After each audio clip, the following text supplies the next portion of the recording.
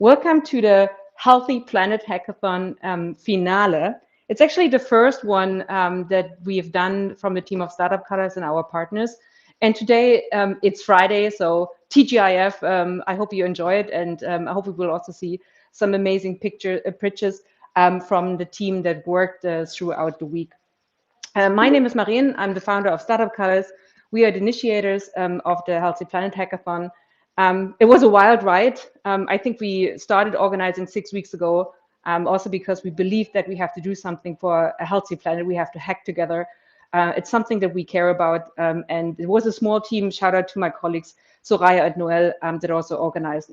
I hope you enjoy the ride today. I hope you enjoy the presentations, what's coming up. Let me quickly, also thank a few partners. I think, this is something that you have to do in the beginning. So the Drivery, greetings to Timon Rupp, the founder of Drivery, that is currently, I think, in an airplane traveling to Japan, also to help to strengthen the ecosystem and to collaborate with Europe and Asia. So big shout out to him. InnoCube Swiss, greetings also to Switzerland. A new partner, InnoCube Swiss, is an InnoHub in the heart of the Canton Grisons, in the heart of the Swiss Alps, and also hopefully a long-term partner. And we also had one challenge attached to glaciers. So it's definitely a region that would need a healthy planet more than ever. Another partner, Urban Innovation, we have here on site.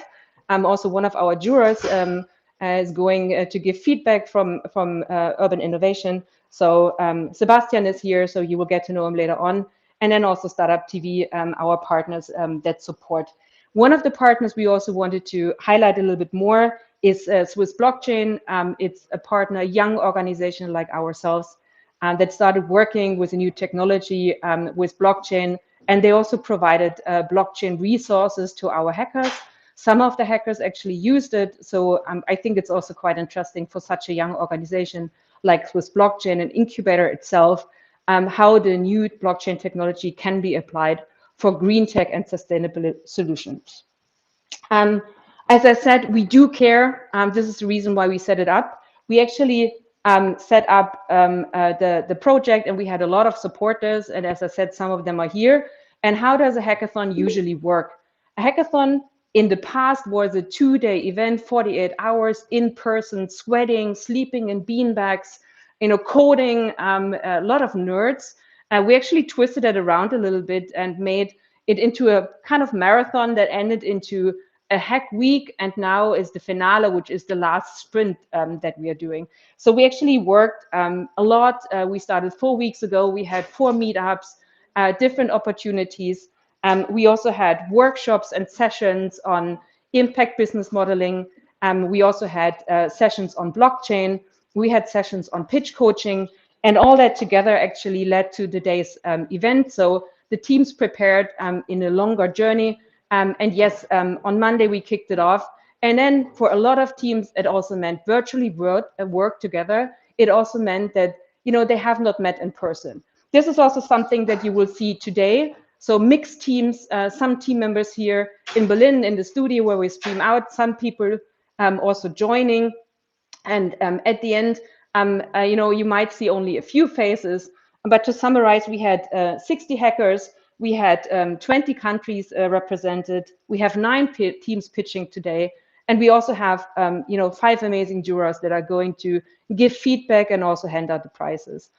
You see some of the jurors here on the screen. And I also want to give the opportunity to the jurors to quickly introduce themselves. So maybe we start ladies first with Britta. Britta is joining online. So I hope you are there, Britta, and can quickly introduce the Global Entrepreneurship Center. Yes, I hope you can hear me. Yes, I'm Britta, in charge of global ecosystem development for the Global Entrepreneurship Center. Many of you may not have heard about it because we have been founded only 1.5 years ago. And the purpose of Global Entrepreneurship Center is to close the gap of scaling.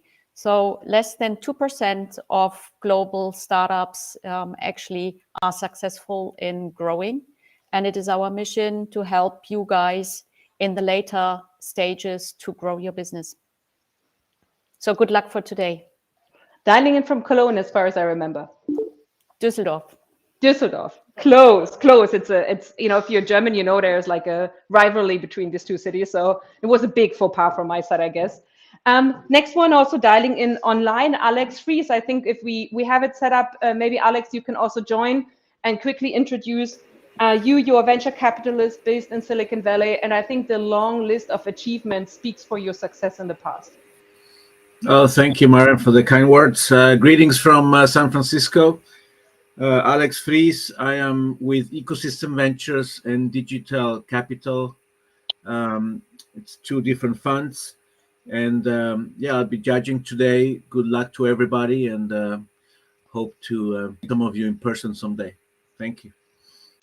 Perfect. Thanks, Alex. So two viewers join online, and we have three experts here. Norbert Herrmann, I think the startup phase of Berlin. So if you want to introduce yourself, and also there usually is a hat involved when we see you, so you're quite easily recognizable. Thank you, Maren. I'm not sure whether my hat is the most important thing. I think my hat should be the most important thing. No, I'm here in Berlin, and I'm not the face of the Berlin ecosystem. It's the guys like you that are the faces. So. Okay. Yeah. Sorry for that. So the main thing is I'm here to listen and try to understand and give some information on whom to contact, who could be interested in your solutions. In Berlin, we are very keen on the impact topic. We want to make Berlin the city of impact. It is already a city of impact. With your help, we can do it better. Thanks for that. Awesome. Let's switch to Sebastian Ulm, also from one of the partners, Urban Innovation, but also attached to the Senate of Berlin. So also a semi-governmental organization. Quick intro, Sebastian. Exactly. Yeah. Thank you so much. I'm Sebastian. I'm head of the Urban Innovation. Yes, we're actually funded by the Berlin Senate Department for Economic Affairs, and we are helping Berlin startups, Berlin-based startups in the climate sector and the sustainable mobility sector to connect them in the end with our partner regions abroad, which are London, Singapore, and New York, and yeah, helping them to connect with different stakeholders. And yeah, happy to see your solutions today. Will be quite interesting because I think there are also hackers from New York, at least from the US, and also from Southeast Asia that contributed. So that will be interesting. We had a change in jurors, but we're very happy that you're here. So let's welcome Thomas Brömer because Mark Preuscher was sick and couldn't join. So Thomas is stepping in. Long-term phase also of the startup ecosystem, you know, known as the person behind the Startup TV, but also I Like Media. Quick intro, Thomas, from your side. Thanks for having me so shortly. And yeah, my name is Thomas. I'm running Startup TV for quite a while. We're producing videos about startups and the ecosystem all over Europe, and running now here also the studio. So we are really happy to have you here, and really excited to see the results of the hard work. How many startup pitches have you seen in your lifetime? Educated guess. I would say maybe close to between 600 and 900, I would say, maybe, I don't know. Whoa. So a big competition. The teams from today, have to basically also compete with all the pitches you have seen before. But yes, I think it will be exciting. The tough questions. It's a tough questions, yeah. But a big shout out also to all the mentors and coaches that supported. So they joined. Yes, there were a few. And how did it work? We actually used Slack to have an active communication between the mentors and the coaches. And there were a few mentors and coaches that I also want to point out. So Cassie and Marco and Mark, the team that actually ran the workshops, and especially the team from Swiss Blockchain with Patrick and Kathy that helped a lot to actually also, you know, use smart contracts in a live environment. Shout out to Jacqueline. I think she's based in Paris at the moment. Will Fisher, US American guy that is based in Berlin here, but also Daniel from Vitronic that joined short notice. And Carlotta from Urban Innovation that supported early on to also guide us in the journey of finding the right topics. We do have 4 topics we focused on. We were quite broad. So we also gave the teams the opportunity to come up with their own ideas. We all battle and fight for a healthy planet. So also there are all these facets, all these elements that are important. The 4 topics that we identified early on was healthy and resilient cities and urban areas. Most of us live in urban areas, so there's a need to actually also shape the living environment that we are in. Then we have access to sustainable energy solutions, of course, also a topic that is more relevant than ever. Winter is coming, we have a shortage, we have war, we have conflicts, and it limits the resources that we have. And I think for the first time, we really realize sometimes, especially in Europe, and what the luxury situation we have been. It was always warm, and now we are kind of figuring out that certain resources become scarce. Then we have smarter and more eco-friendly buildings, also because we see there's a building boom, we see material coming, and we also see that cities are popping up also in Asia and in other regions. And the question is, how do we build? How do we last? And we are surrounded also by these materials. Is that a healthy environment or not? And what is the impact on the planet? And last but not least, preserving nature. This is a topic that's very close to my heart. As I said, melting glaciers, bad air, bad water, a lot of touch points that we have seen. And the question is, where do we start? Where do we tackle? And how do we get started? And we decided to bring together, as I said, smart minds from across the world. As I said, 60 hackers started. I think there's 30 hackers at the moment attached to teams. Altogether, we have 9 teams that qualified, and 9 teams will present today. We do have a few tickets. We have tickets for a festival called South by Southwest. This is happening in Austin. Actually, one of the contestants is also dialing in from Austin, so quite exciting. The city of Berlin is also doing activities in Austin. It's a great activity, a great event to actually get inspired. But we also understand that some of you might not be able to travel, so we will also turn these prices into cash prices if needed. We do have €1,000 cash prize. That is also something to appreciate and to show you the appreciation what we did. And then we have free co-working spaces. We have a partner called One Co-working that has co-working spaces across the world. So it's free tickets, credits for co-working in case you want to need it. As we mentioned on Monday when we kicked it off, there's also a special prize coming up. Alex Fries, one of the seasoned investors that we have on board, also offers special one-on-one sessions for teams. So you can also use it as an opportunity also to get access to the ecosystem in Silicon Valley, but also pick his brain. And, he worked with so many startups before, has a good instinct in which business models and products will work across the world. And I think you should also use it as an opportunity. On top of that, we decided, because we have worked so hard with you over the last few days, we decided that every single hacker that joined the hackathon will get a €100 Amazon voucher. We are at Christmas time, and now, of course, there's the question: how do we do it if you don't have access to Amazon? We will find a way. I'm 100% sure that we don't want to do advertising for Amazon, but it looks like a platform that most people have access to. So we will also do that. So it doesn't matter if you win today, if you're among the first 3 teams, every single hacker that joined and is registered on Taikai as part of a team will get the voucher of €100. You can use it, buying Christmas present for your parents. You can buy it, use it to buy tech that you might need to pursue your career, or you just indulge and do something just for you because you also deserve it. As I said, 60 hackers, 20 countries. We're also struggling a little bit tech-wise because we're also bringing in signals from China, from Finland. We have people here, but I think there will be a wild mix, and let's see if we actually can manage. We have the 5 jurors, and as I said, we had a couple of Q&A sessions, workshops, and now it's the grand finale that is also coming up. But I think I don't want to talk more. I want to give the teams an opportunity to present. The first team is actually presenting on site, and I would love to get Bayang on stage. You are the first one to present. He's sitting in the back, totally quiet, totally relaxed. Everybody's like, oh my gosh, oh my gosh, oh my gosh. But he's joining the stage. You will get the clicker soon. You will get a microphone from, I think, my colleague Noel. And then feel free. I think also to the tech experts in the back. So we would definitely need the presentation from the first team that is going to pitch, the team Roofed. If I'm just clicking, perfect. So Bayang, the clicker is yours. Take the stage. move there so we can see you and enjoy your presentation. 5 minutes. Hello, my name is Bayan. Yeah, I'm a founder of Rooft. Like it is to connect community, forest, and investment site. So, according to Global Forest Watch, since 2001 to to the last year, we lost more than 400 million of hectares in tree covers. So this is it is very increasing since 2000.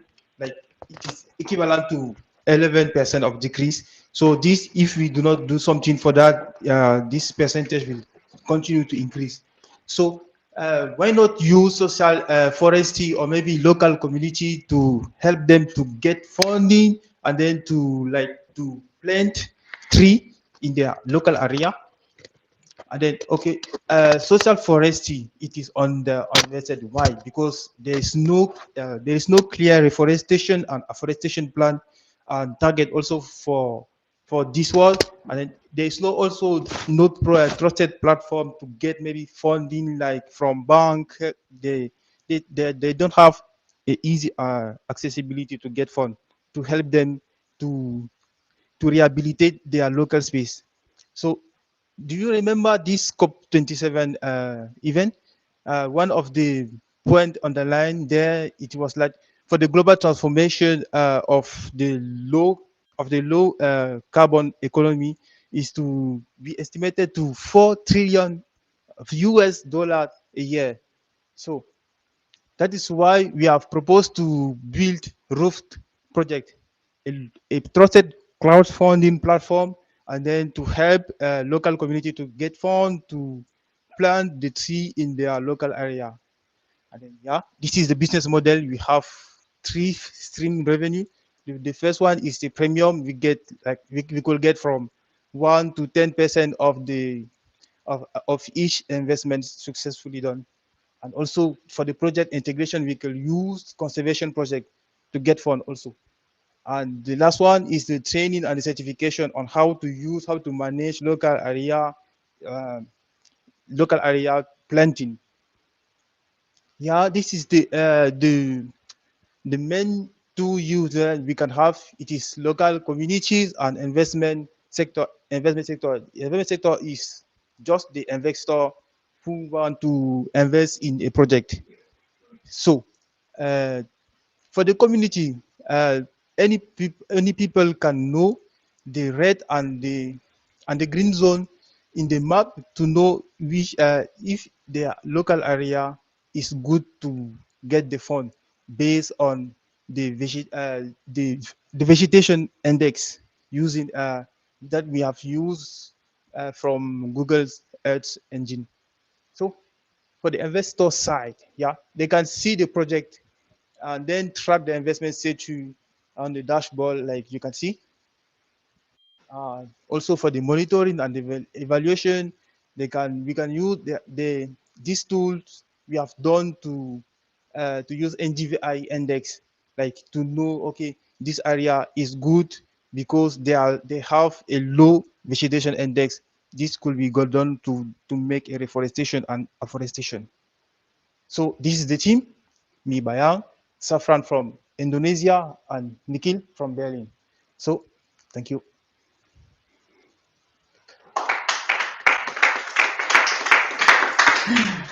A quick switch. I wrecked the microphone, so this was the reason for the noise. 5 minutes. I think you have 3 very interesting team members, and we also have 3 jury members here and 2 jury members coming online. Any questions from the jury online or from the jury offsite here? 2 minutes for questions.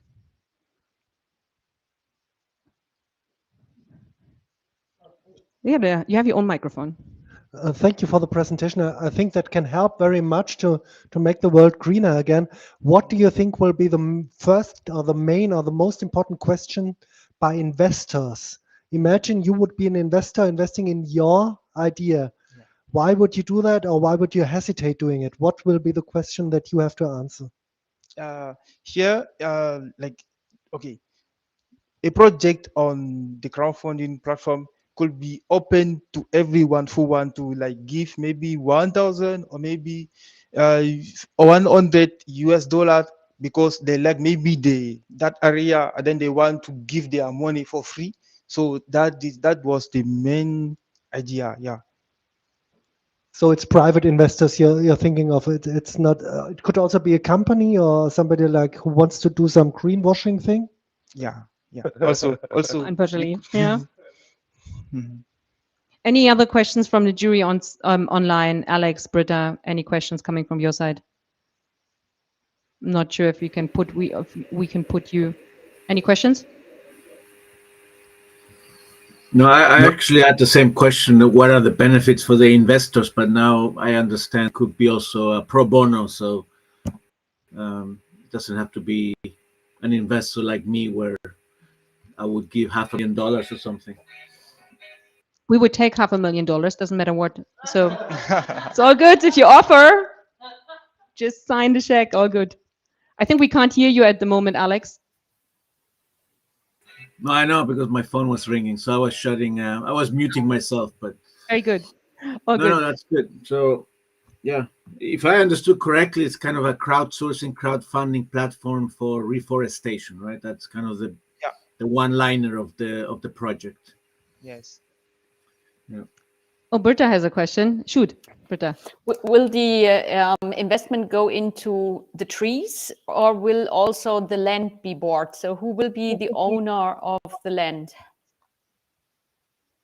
Okay. The local, if we take a very simple example, a local local community could maybe choose one local person to who can manage that site. Like they can maybe make a association, like, okay, you have this land, and then we can maybe collapse all the land from the internal people in the group, and then this is how it could be managed.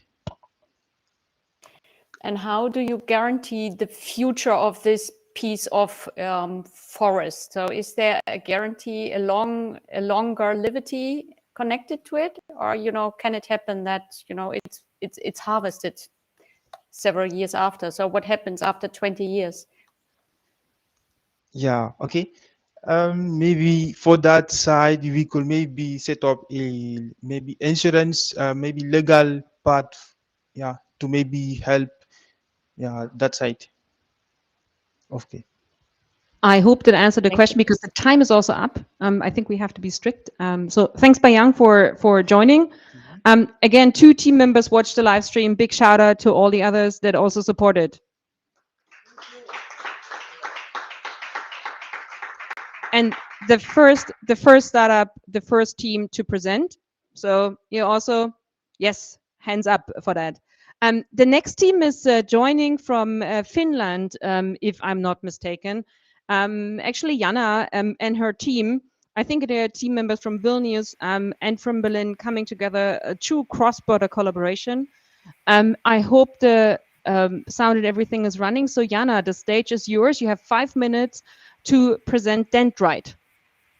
Thank you. And shout out to my team with Emantias and Hardik. Thank you very much for getting us through this. Dendrite is our solution to bring sustainability to the property investment market. We want to incentivize green, ecological, sustainable, and livable cities through a data-driven property investment platform.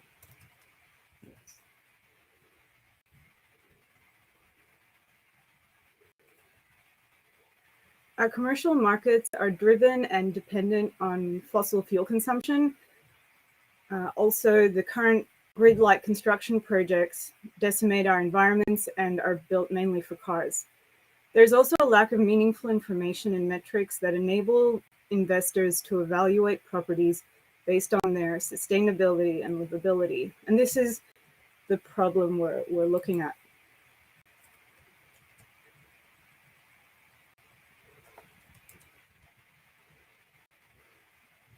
Dendrite incentivizes sustainable property investment by coupling ecological sustainability with financial rewards. Dendrite's direction is to promote properties and communities that are in a reciprocal and lasting relationship with the local environment and, of course, the planet.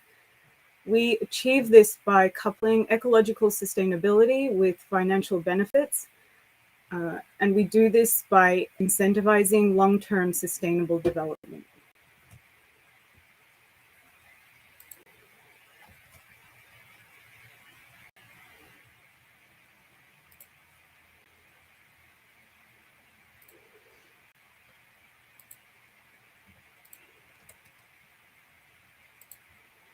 The property investor journey with Dendrite begins with awareness. We achieve this through an outreach program. And after registering to our platform, the investors go through an onboarding game, for example, that helps them familiarize with the platform and our community values. Investors will then be able to search and evaluate property investments with high sustainability and livability trends. Investors will also be able to purchase not just entire properties, but shares and make micro investments that lower the barrier to investing in property.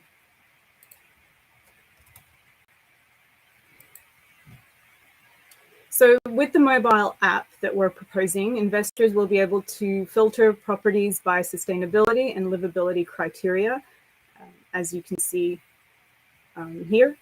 And for example, air quality, noise pollution, or proximity to nature. We're also including number of households, so that would be population density. And so if you're taking care of more people with a higher livability ranking, that's of course a great investment to make in terms of sustainability. But of course, it depends on the case. In their portfolio, they will also be able to see green factor scores, livability, and sustainability rankings.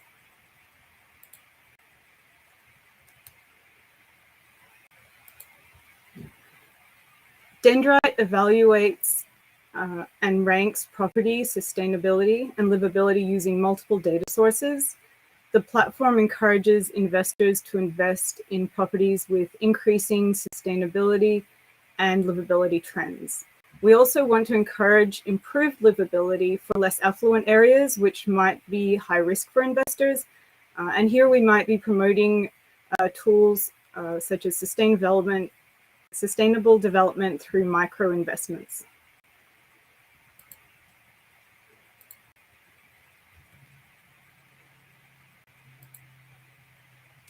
According to TSE Russell, sustainable investments have grown by 15% over the past 2 years.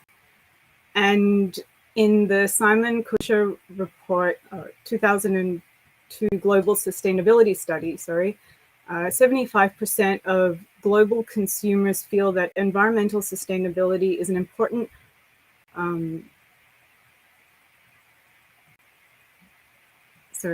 is as important or more important to them now as it was last year. Also, this trend is an increasing trend as more consumers rank sustainability as one of the top 5 drivers behind purchasing decisions. In Germany, 2020 alone, there is a market of 143.36 billion euros, and globally, the market is 3.69 trillion euros. Dendrite can operate globally and taking about 5 to 10% of the share of the market. At least that's what we're projecting or predicting. Online real estate and property services do not show sustainability and livability metrics, yet this is a concern for residents and municipalities. So what we're looking at is tying these interests and concerns that people have when they're buying, say, a fridge or a computer or they're shopping, and we want to link that and bring that to the property market.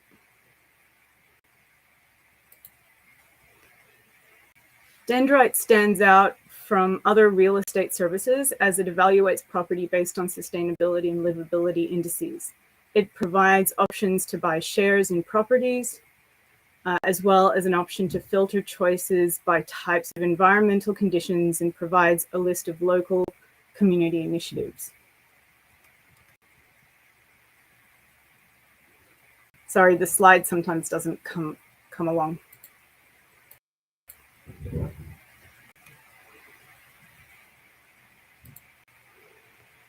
The business model will be based on property manager subscription, investor transaction fees, as well as API subscription and data usage fees.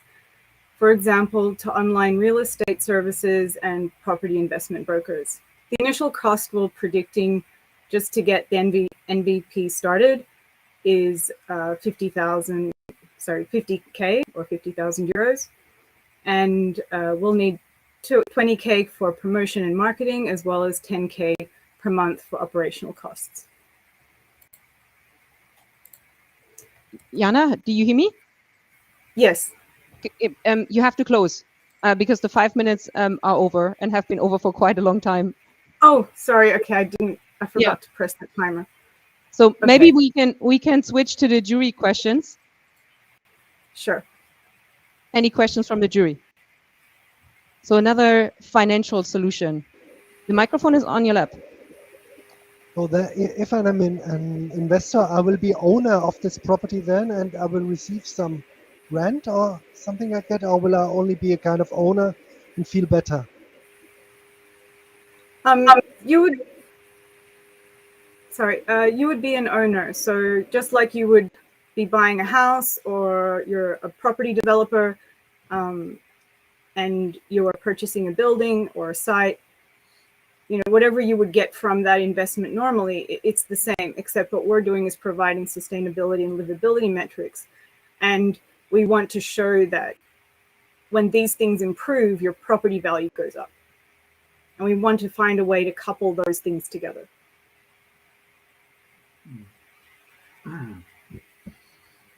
So can you talk about your go-to-market strategy, meaning how and where are you going to find the properties? I'm assuming you have to team up with realtor sites or something like that. I think for the beginning, we're looking at building a kind of a hub or a platform where all the metrics can be in one place. And we're mainly going to be providing this information to people looking at investing in property. And so they could check out the city and the location and get these metrics. And then from there, we would look at partnering with online real estate services, and we could provide this to them. The one challenge, the main challenge with them would be that this may not always be in their best interest, because some of their properties may not be that sustainable. They may be using oil to heat the buildings. So that's one of the challenges that I think we're going to be facing, is how to convince the property market that this is something they should loop into their systems. Yeah. Last question by Sebastian. Yeah, really quick question. My question is in the direction of, you said that there are financial rewards, and what is the financial reward for the investor especially in the short term? The short term is going to be, I think, challenging, because what we're predicting is that when we improve our environment in the areas that we live, the property value is going to go up. We already see it today in more affluent areas where there's more trees, there's more greenery. The property value is higher than in places where it's mainly concrete. So we already see this today. We just want to push that, and we want to drive that further by providing this information and to drive the market to make this go a little faster. Thank you, Jana, for the presentation and also answering the questions. So the time is up. Shout out to you and your team dialing in also live. The second presentation that we have seen, the next team, Sustainability Minds, can prepare already. It's a team with 3 hackers from Madrid that also brought in an own idea. I think Roberto is pitching, but while Roberto gets ready, Also, quick explanation. You might think it's very unpolite that the jury members are sitting here with their laptops and they try to vote at the moment. So this is explainable. So they are not just watching other videos. They're not checking their emails. We actually have an online platform called Taikai that is attached to blockchain. So this is the reason why the jury members here, at least in the room, have their laptops here. And they read, the profiles of the teams. This is also the reason why they have additional questions. And then they actually vote live. And at the end of the session, we are also going to present their verdict. So it's completely explainable. Don't see it as a sign of lack of interest. This is not the case. That is on purpose. Roberto, are you ready to present? Hi. Is everything okay? Yes, at least from my side. I don't know if you are able to screen share. Yeah, it's okay. Yes, it looks good. So we can see your slides. And do you want to get started? Do you feel comfortable? Can we click the counter? Yes. All good. Then let's get started and let's introduce Sustainability Minds to us. Good afternoon. My name is Roberto. I'm going to talk about ECON, that is the green transition to the healthcare sector. Well, first of all, healthcare's climate footprint is 4.4% of the global total, and hospitals produce more than 5 million tons of waste each year. In fact, if healthcare were a country, it would be the fifth largest emitter on the planet. Says a dossier about footprint of health sector. So that's a problematic, and this is ironic because the health sector, whose mission is protecting and promoting health, makes a major contribution to the climate crisis, the greatest health threat of the 21st century, and therefore has an important role to play in resolving it. We have also gone through some difficult situations recently, such as the COVID pandemic and the Ukraine war, so inflation has skyrocketed, driving up energy costs enormously. So in this context, we met Marta. She's the manager of a hospital here in Madrid, and she was concerned about the hospital's recent increase in energy costs. She says prices have been driven up by inflation, and although they can afford to cut staff, they can afford the budget. So she's fair for the possible decline in the quality of care, but we have found a real solution to this problem.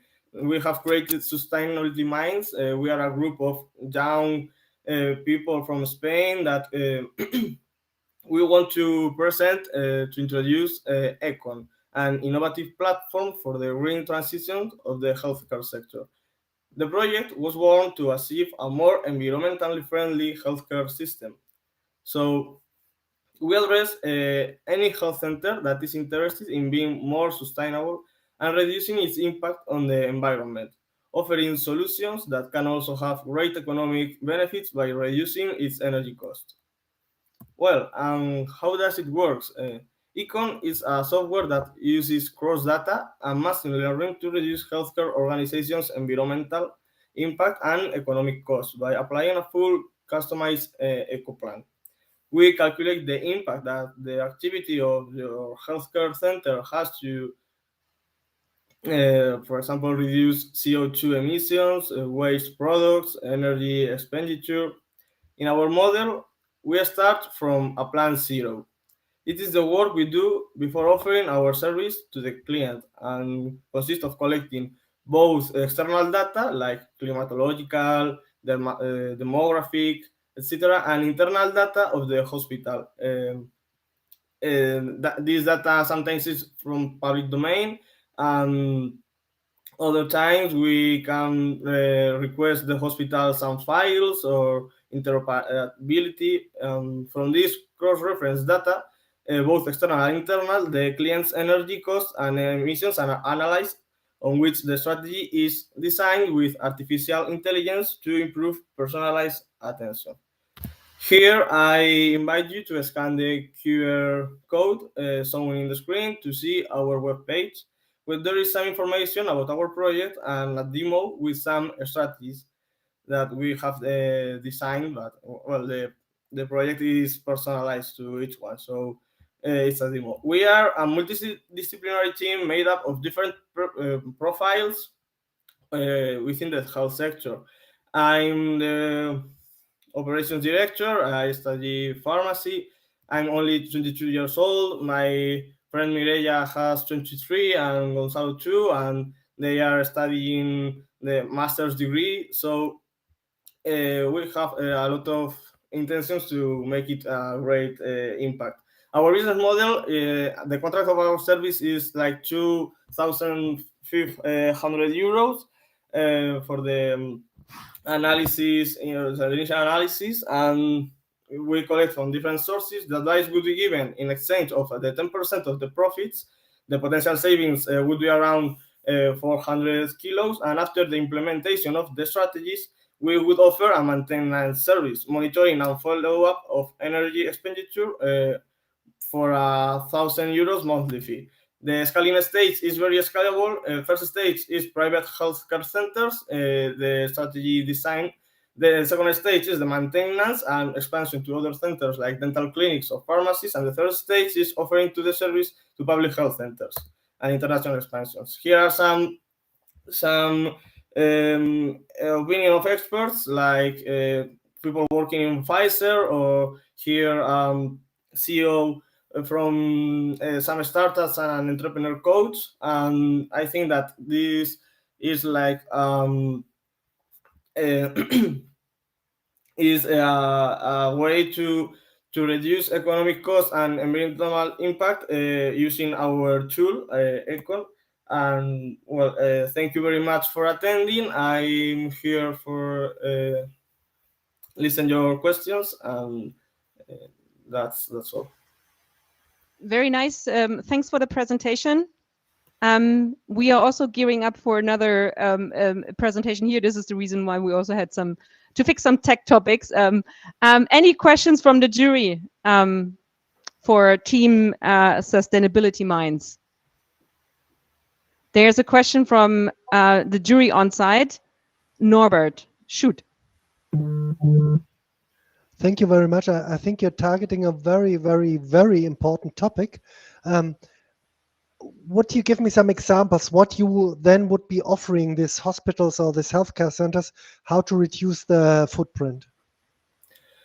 That's an interesting question. Some of the of the strategies we have thought is like the installation of solar panels, or maybe the searching of proximity suppliers, the digitalization of the inventory of the stocks, maybe some change, if, for example, diesel or propane by natural gas, maybe change some rooms to LED lighting instead of the halogens, and for example, also some machinery that maybe it isn't necessary to be switch on every day, and in the hospitals the doctors aren't very conscious about that, so some machines must be always switch on, like the for respiration, but there are others that maybe can be switched off at certain hours, or maybe to try to adjust the timetable to make even better the costs and so on. I think that it depends, for example, if it is a clinical dental or a health care like a hospital private. So the client give us in a questionnaire their data, and we can also think in more strategies that could fit better in their economic plan, and try to make a better use of the energy resources. I hope that answered the question. We actually are running out of time. I don't know if you're gearing up, Alex and Britta, to ask another question, but we are tight in timing.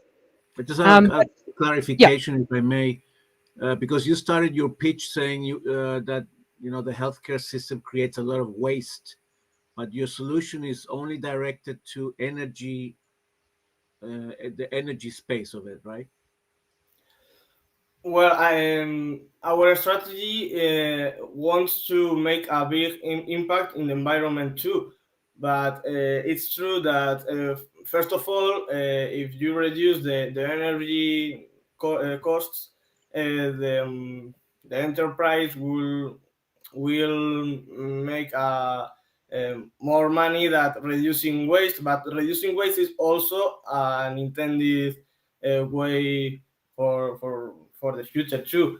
For example, we have thought in maybe putting in the corners or the hospital like baskets to the disposable mask and gloves and stuff like that, and that in the hospital sometimes it isn't recycled correctly, and improve that.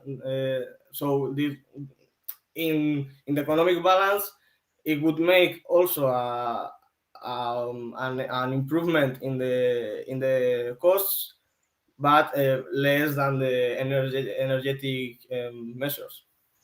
Okay, I hope that answered the question, because we really have to move on.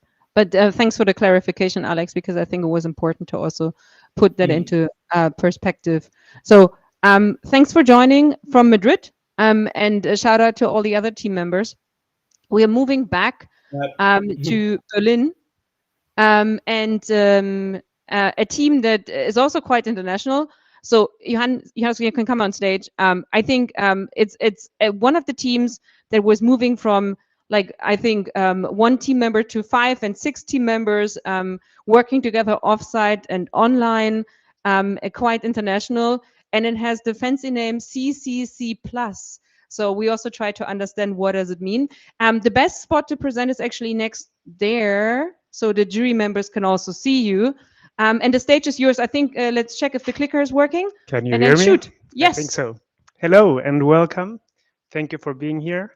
And thank you for the awesome week with our team. We had not a lot of sleep, but we had a lot of fun and we learned a lot. We focused on the carbon market. I cannot do a deep dive with you in the carbon market, but let's say one saved CO2 ton is 1 carbon credit on the market. Okay, this is a knowledge that is good to have for the pitch. The idea behind the carbon market is very good. It's a good tool to fight the climate change. But if you look at the real world, there are a lot of problems. We analyzed 3 of the biggest problems. One of them is actually double counting. What does it mean? 1 ton of CO2 is saved, and for that a carbon credit is created. But nowadays a carbon credit is a piece of paper.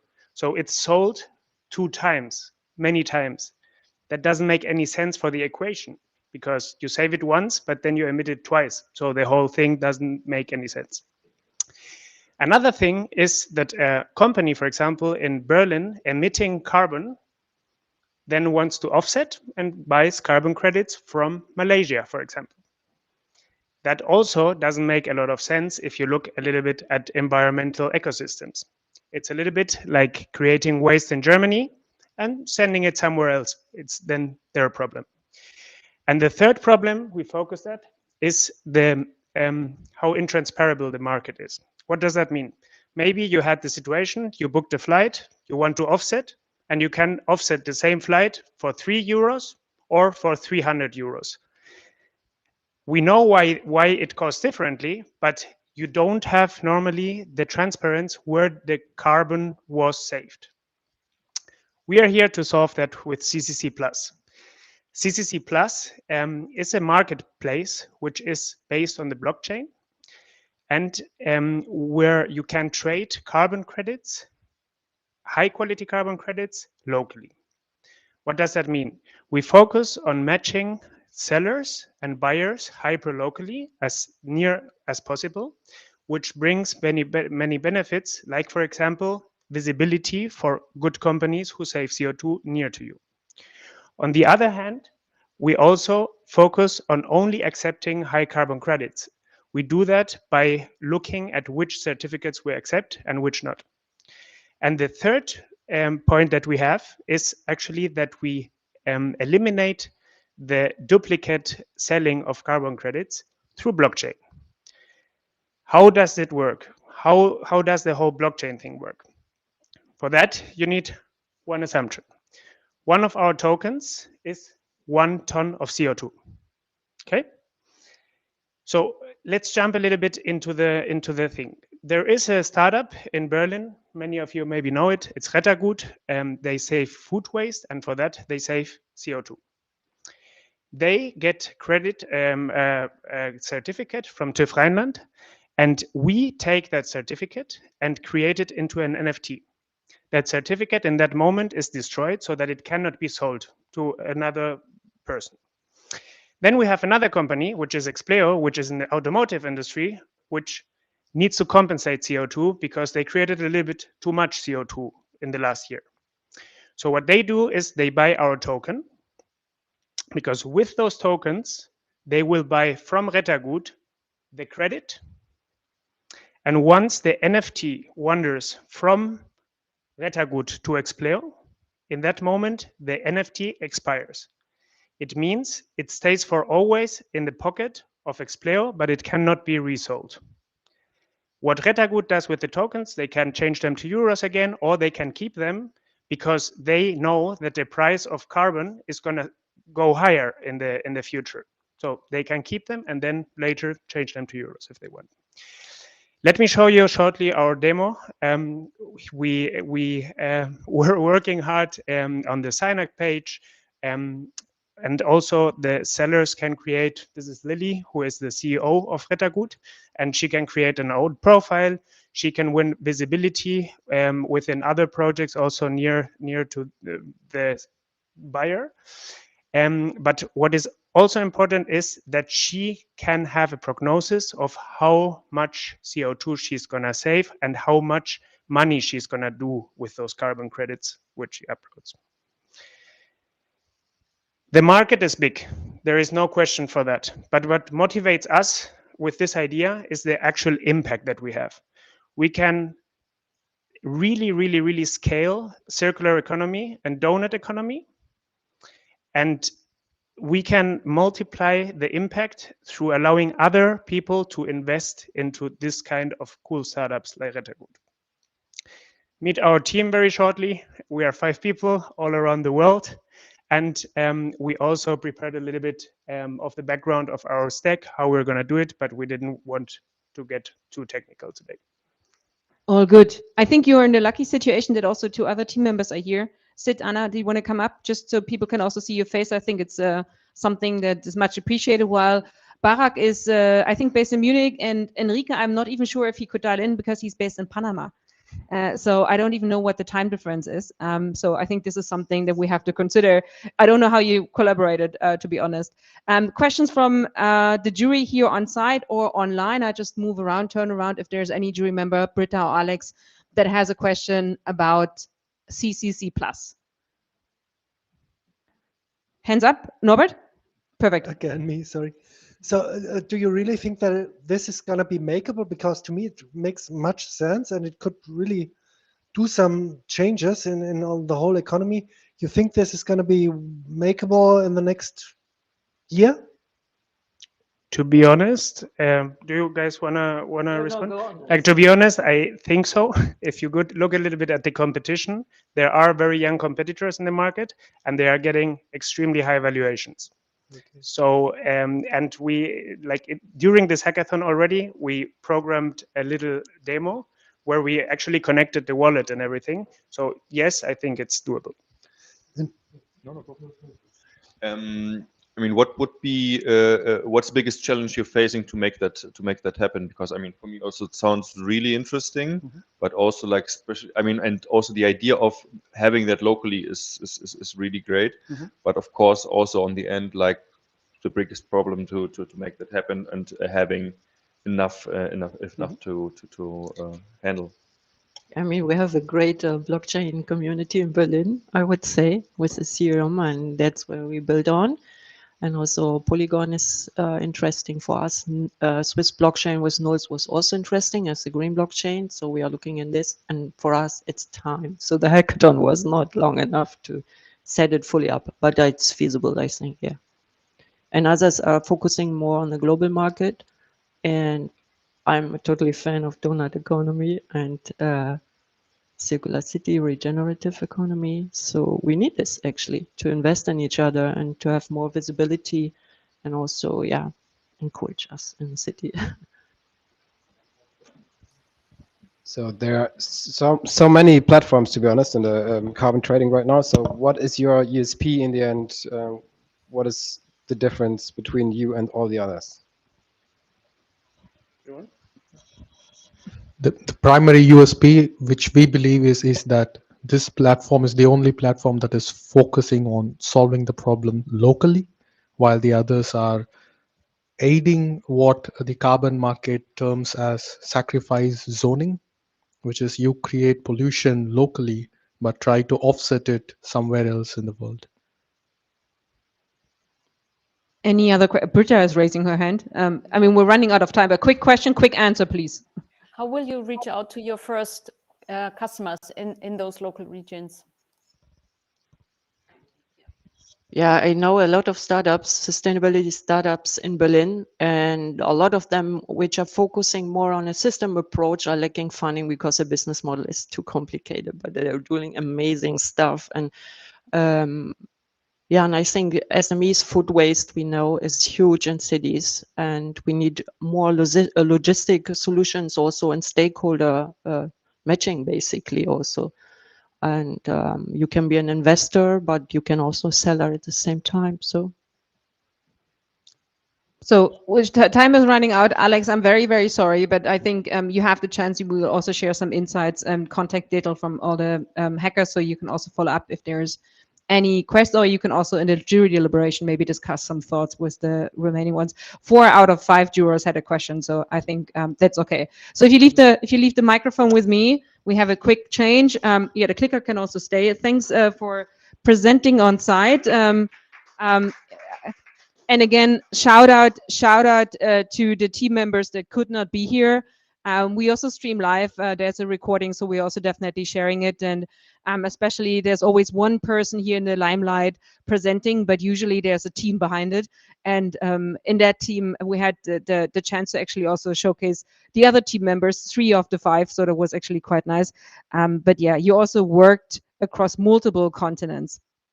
The next one is a team that is actually also dialing in from China. I think this is the most advanced, the furthest we get.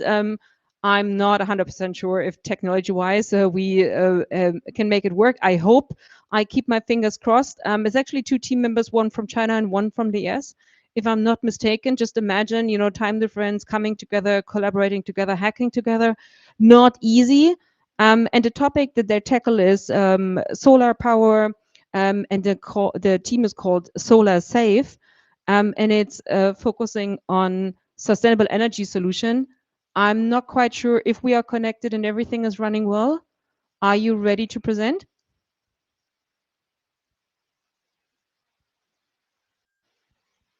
Checking with the tech team if everything is running well, or if we have to move on to another presentation first. Any comments from the back?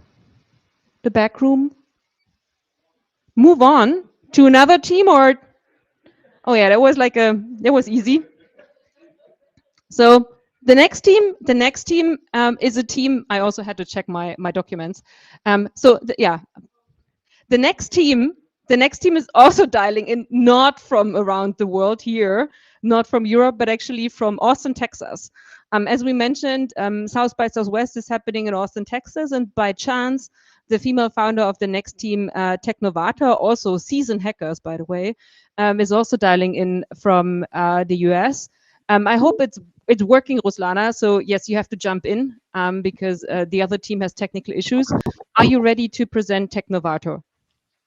Yes. Have you seen my screen?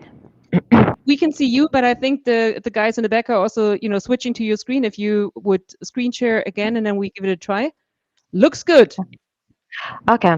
So can I start? Yes, get started, please. Hi everyone, my name is Ruslana. I'm co-founder and CEO of the Technovator, and we invented an absolutely new method of energy transfer based on energy quantization, a principle first put forward by Max Planck in 1901.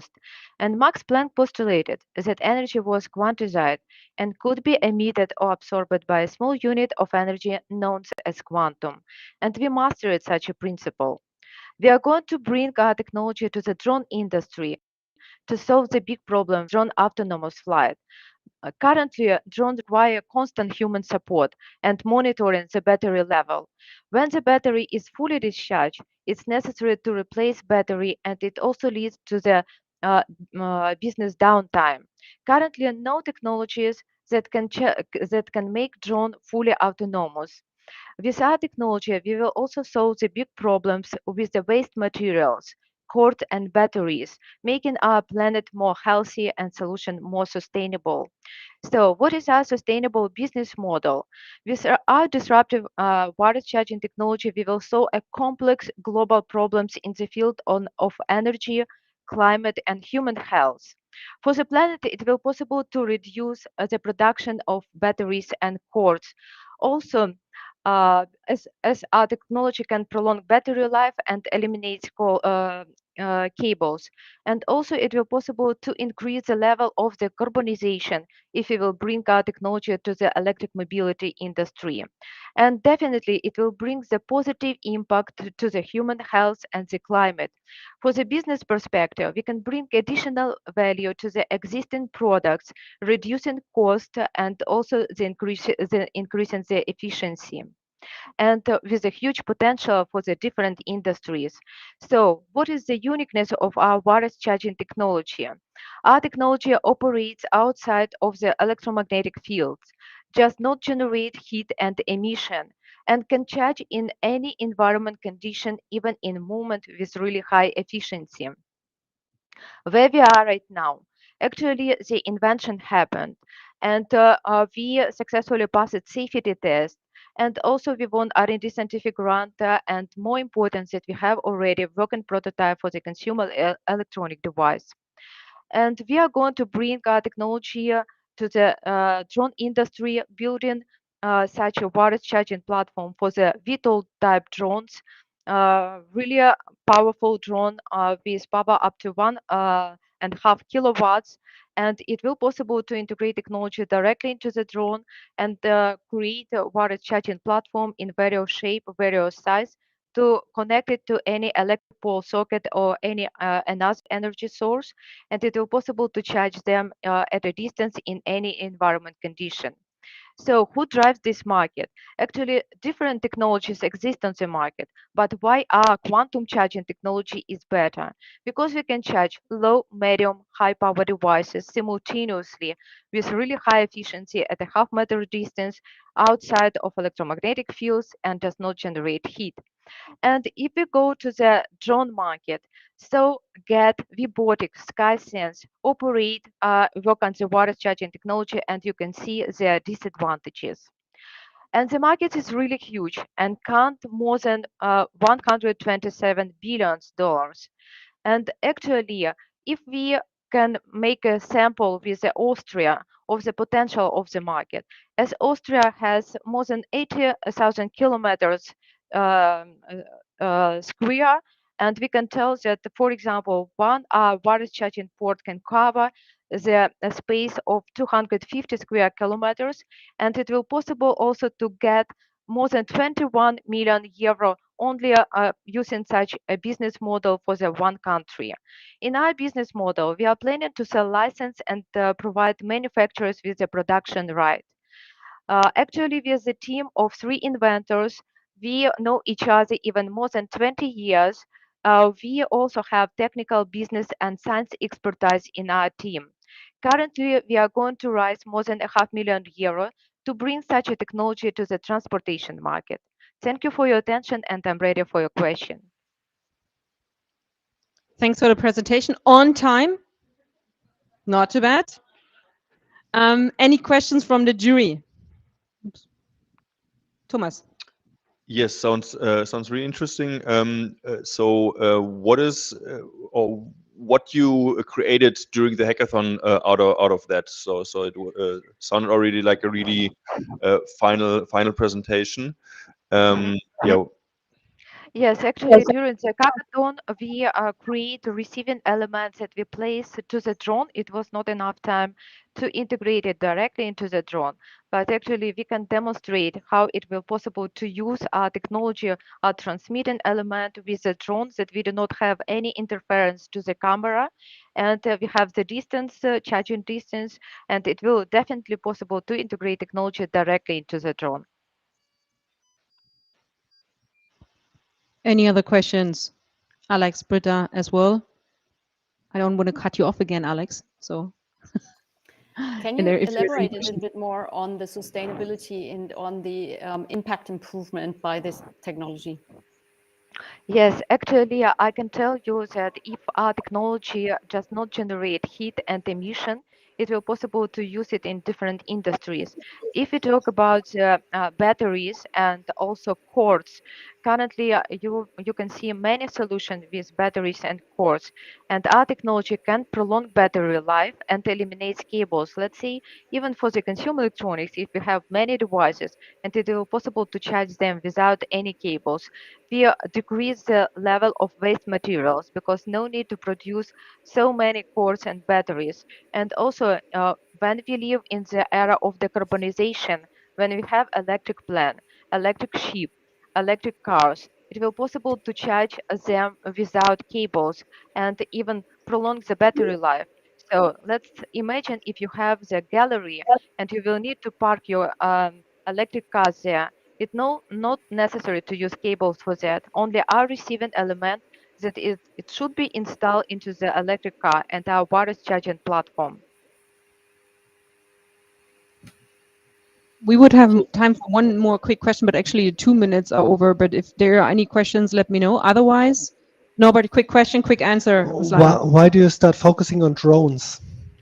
Actually, because drones really progressive industry, and it will easily for us to demonstrate such a sustainable solution for the drone industry, not only for the commercial, also for the defense even point of view, you know. But we after such a solution, we can freely bring our technology to the e-scooters or electric cars market. For the answer, and maybe I can add, because to build the solution for the drones also must more cheaper that we will do the solution for the electric cars.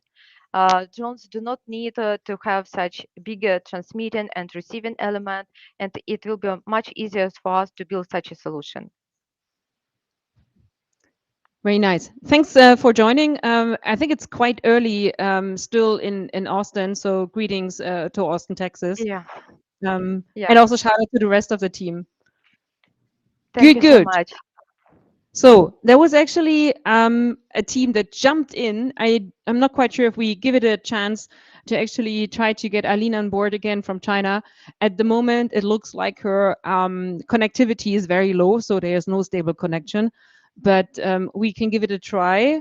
Quick message from the back is Eileen is joining. At least I can see something.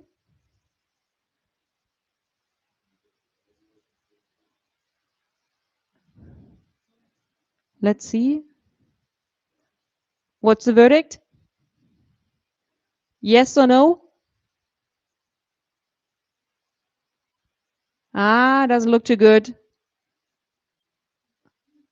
I think we are going to switch to the next presentation and give it another try after the next presentation, because the next presentation is kind of safe. It's on site.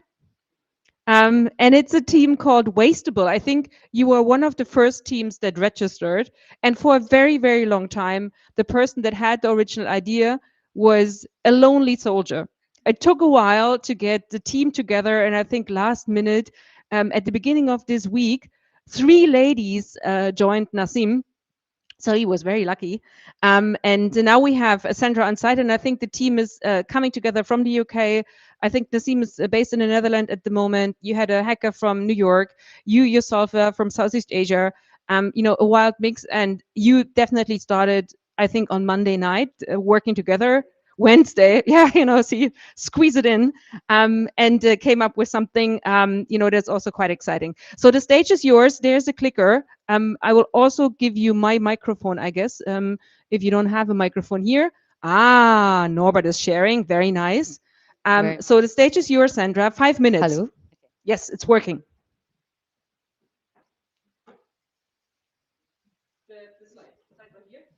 Slides are usually here. If they're not, then we have to ask Thomas for support, who's rolling his eyes. I know.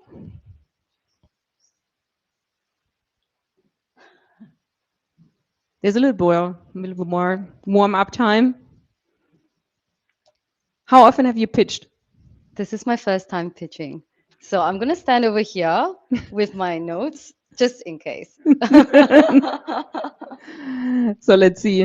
Not stand behind us. Would be able to. Yes. So we just move forward. So we actually move to the next slides. And then there's wastable. I think now it's not supposed to last slide. Yes, the first slide. Don't hide, Sandra. Okay. So also stay in front of the camera so people can see you. You represent your team, and you can also be proud of everything that you achieved in the last few days. Okay, hi everybody. We're Wastable, and as Maren said, we're a really young team. I'm Sandra, and we're a team of 4.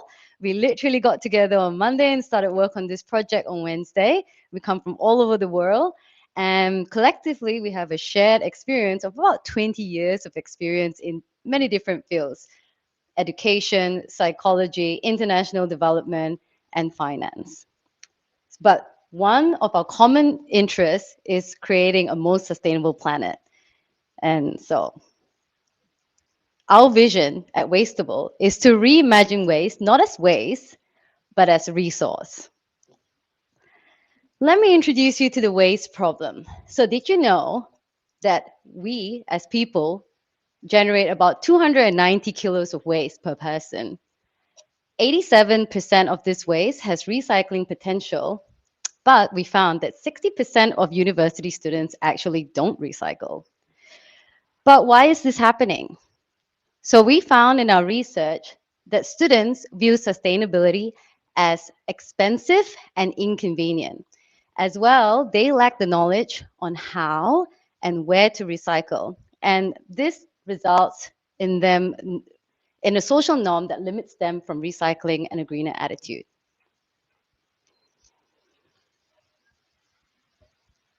So our mission here at Wastable is to create a community marketplace that educates and empowers people to consume more responsibly and to live more sustainably.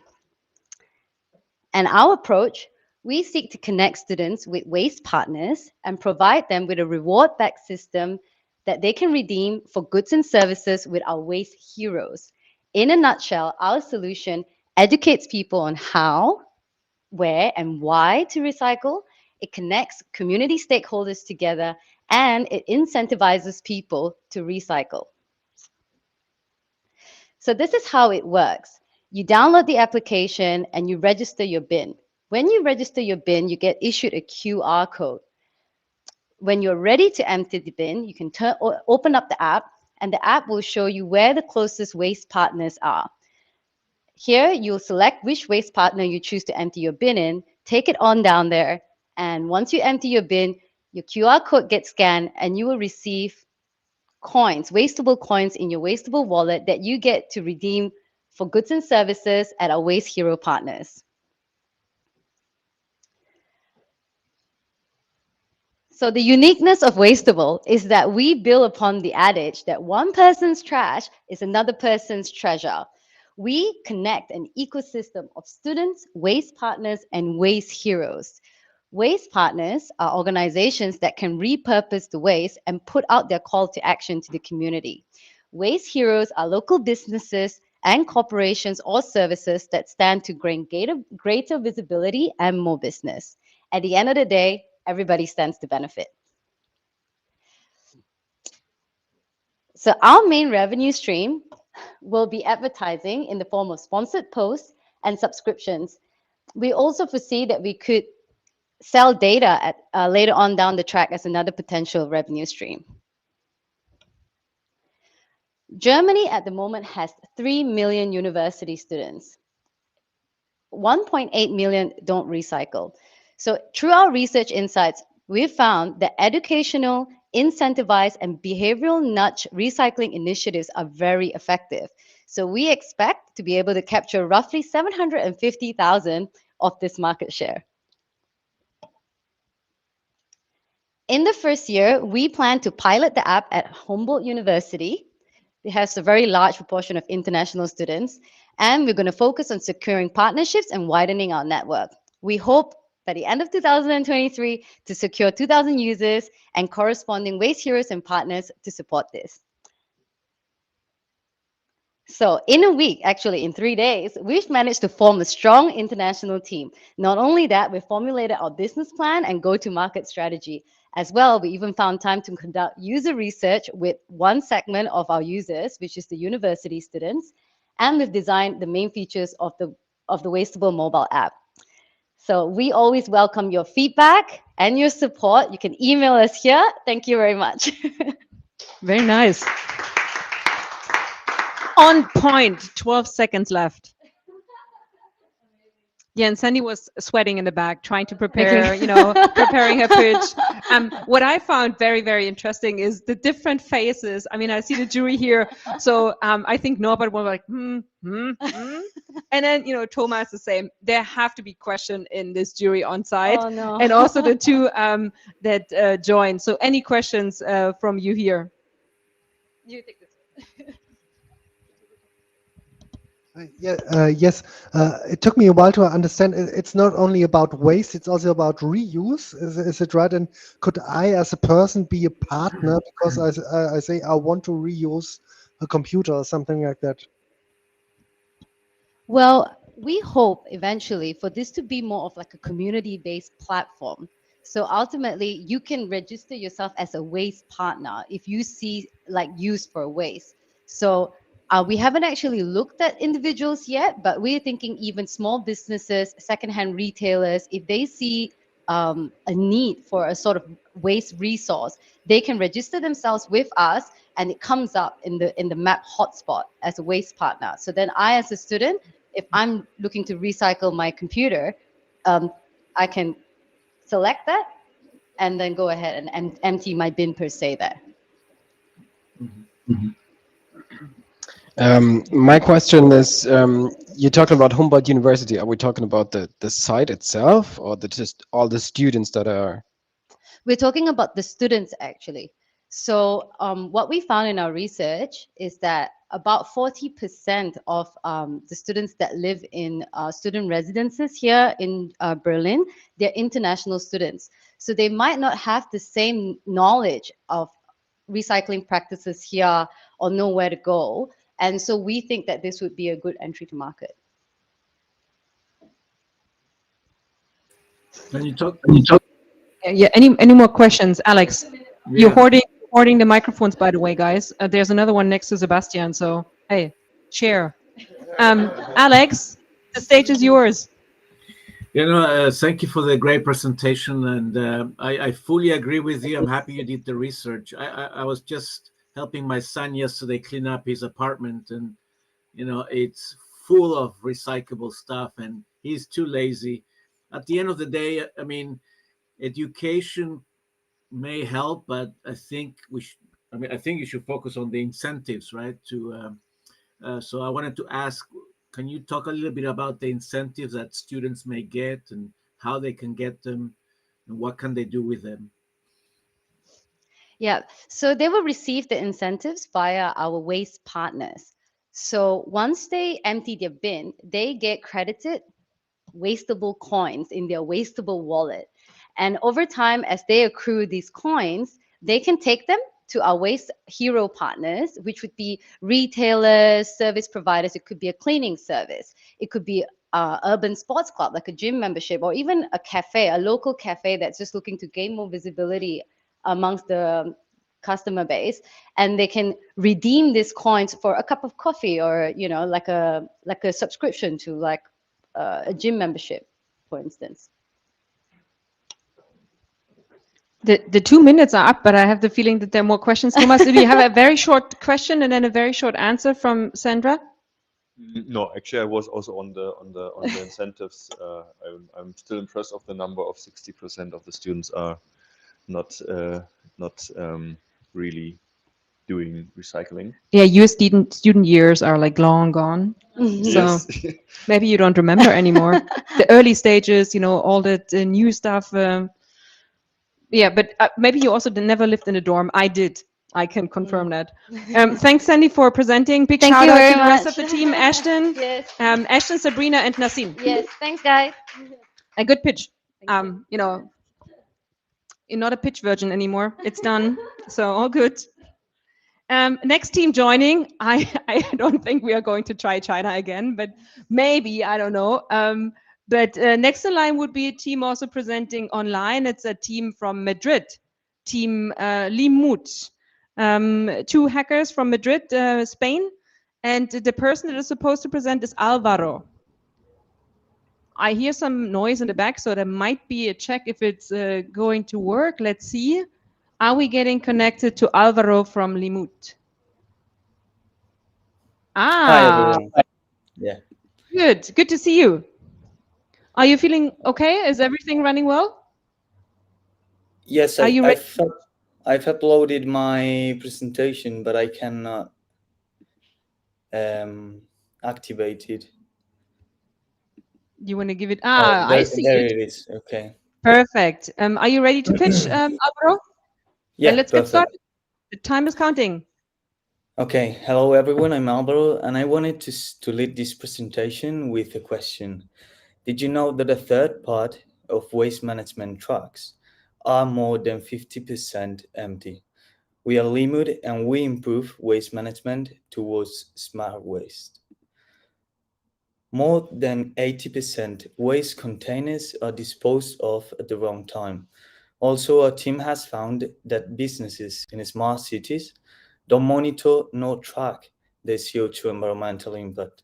This is quite a pain for larger business centers due to the cyclical increase in demand, for example, on Christmas and Black Friday. We provide technology through 5G IoT, where businesses will be able to track their CO2 emissions, and waste management companies will be able to be updated at every disposal, taking into account parameters like traffic, distance, and container filling rate. We are also developing AI solutions and implementing them with 5G networks. This clearly broadens the bandwidth for live monitoring, so we are able to optimize the response waste management companies give to the businesses. In Limud, we assure more than a 30% increase in efficiency. 5G IoT made of biocomposites and a green cloud infrastructure. And finally, AI to improve performance and efficiency. In 2050, waste is going to increase up to 70% than it is today. We have to act now to tackle the SDG by 2030. 5G IoT in smart cities represents a huge opportunity with a 23.3% compound annual growth rate.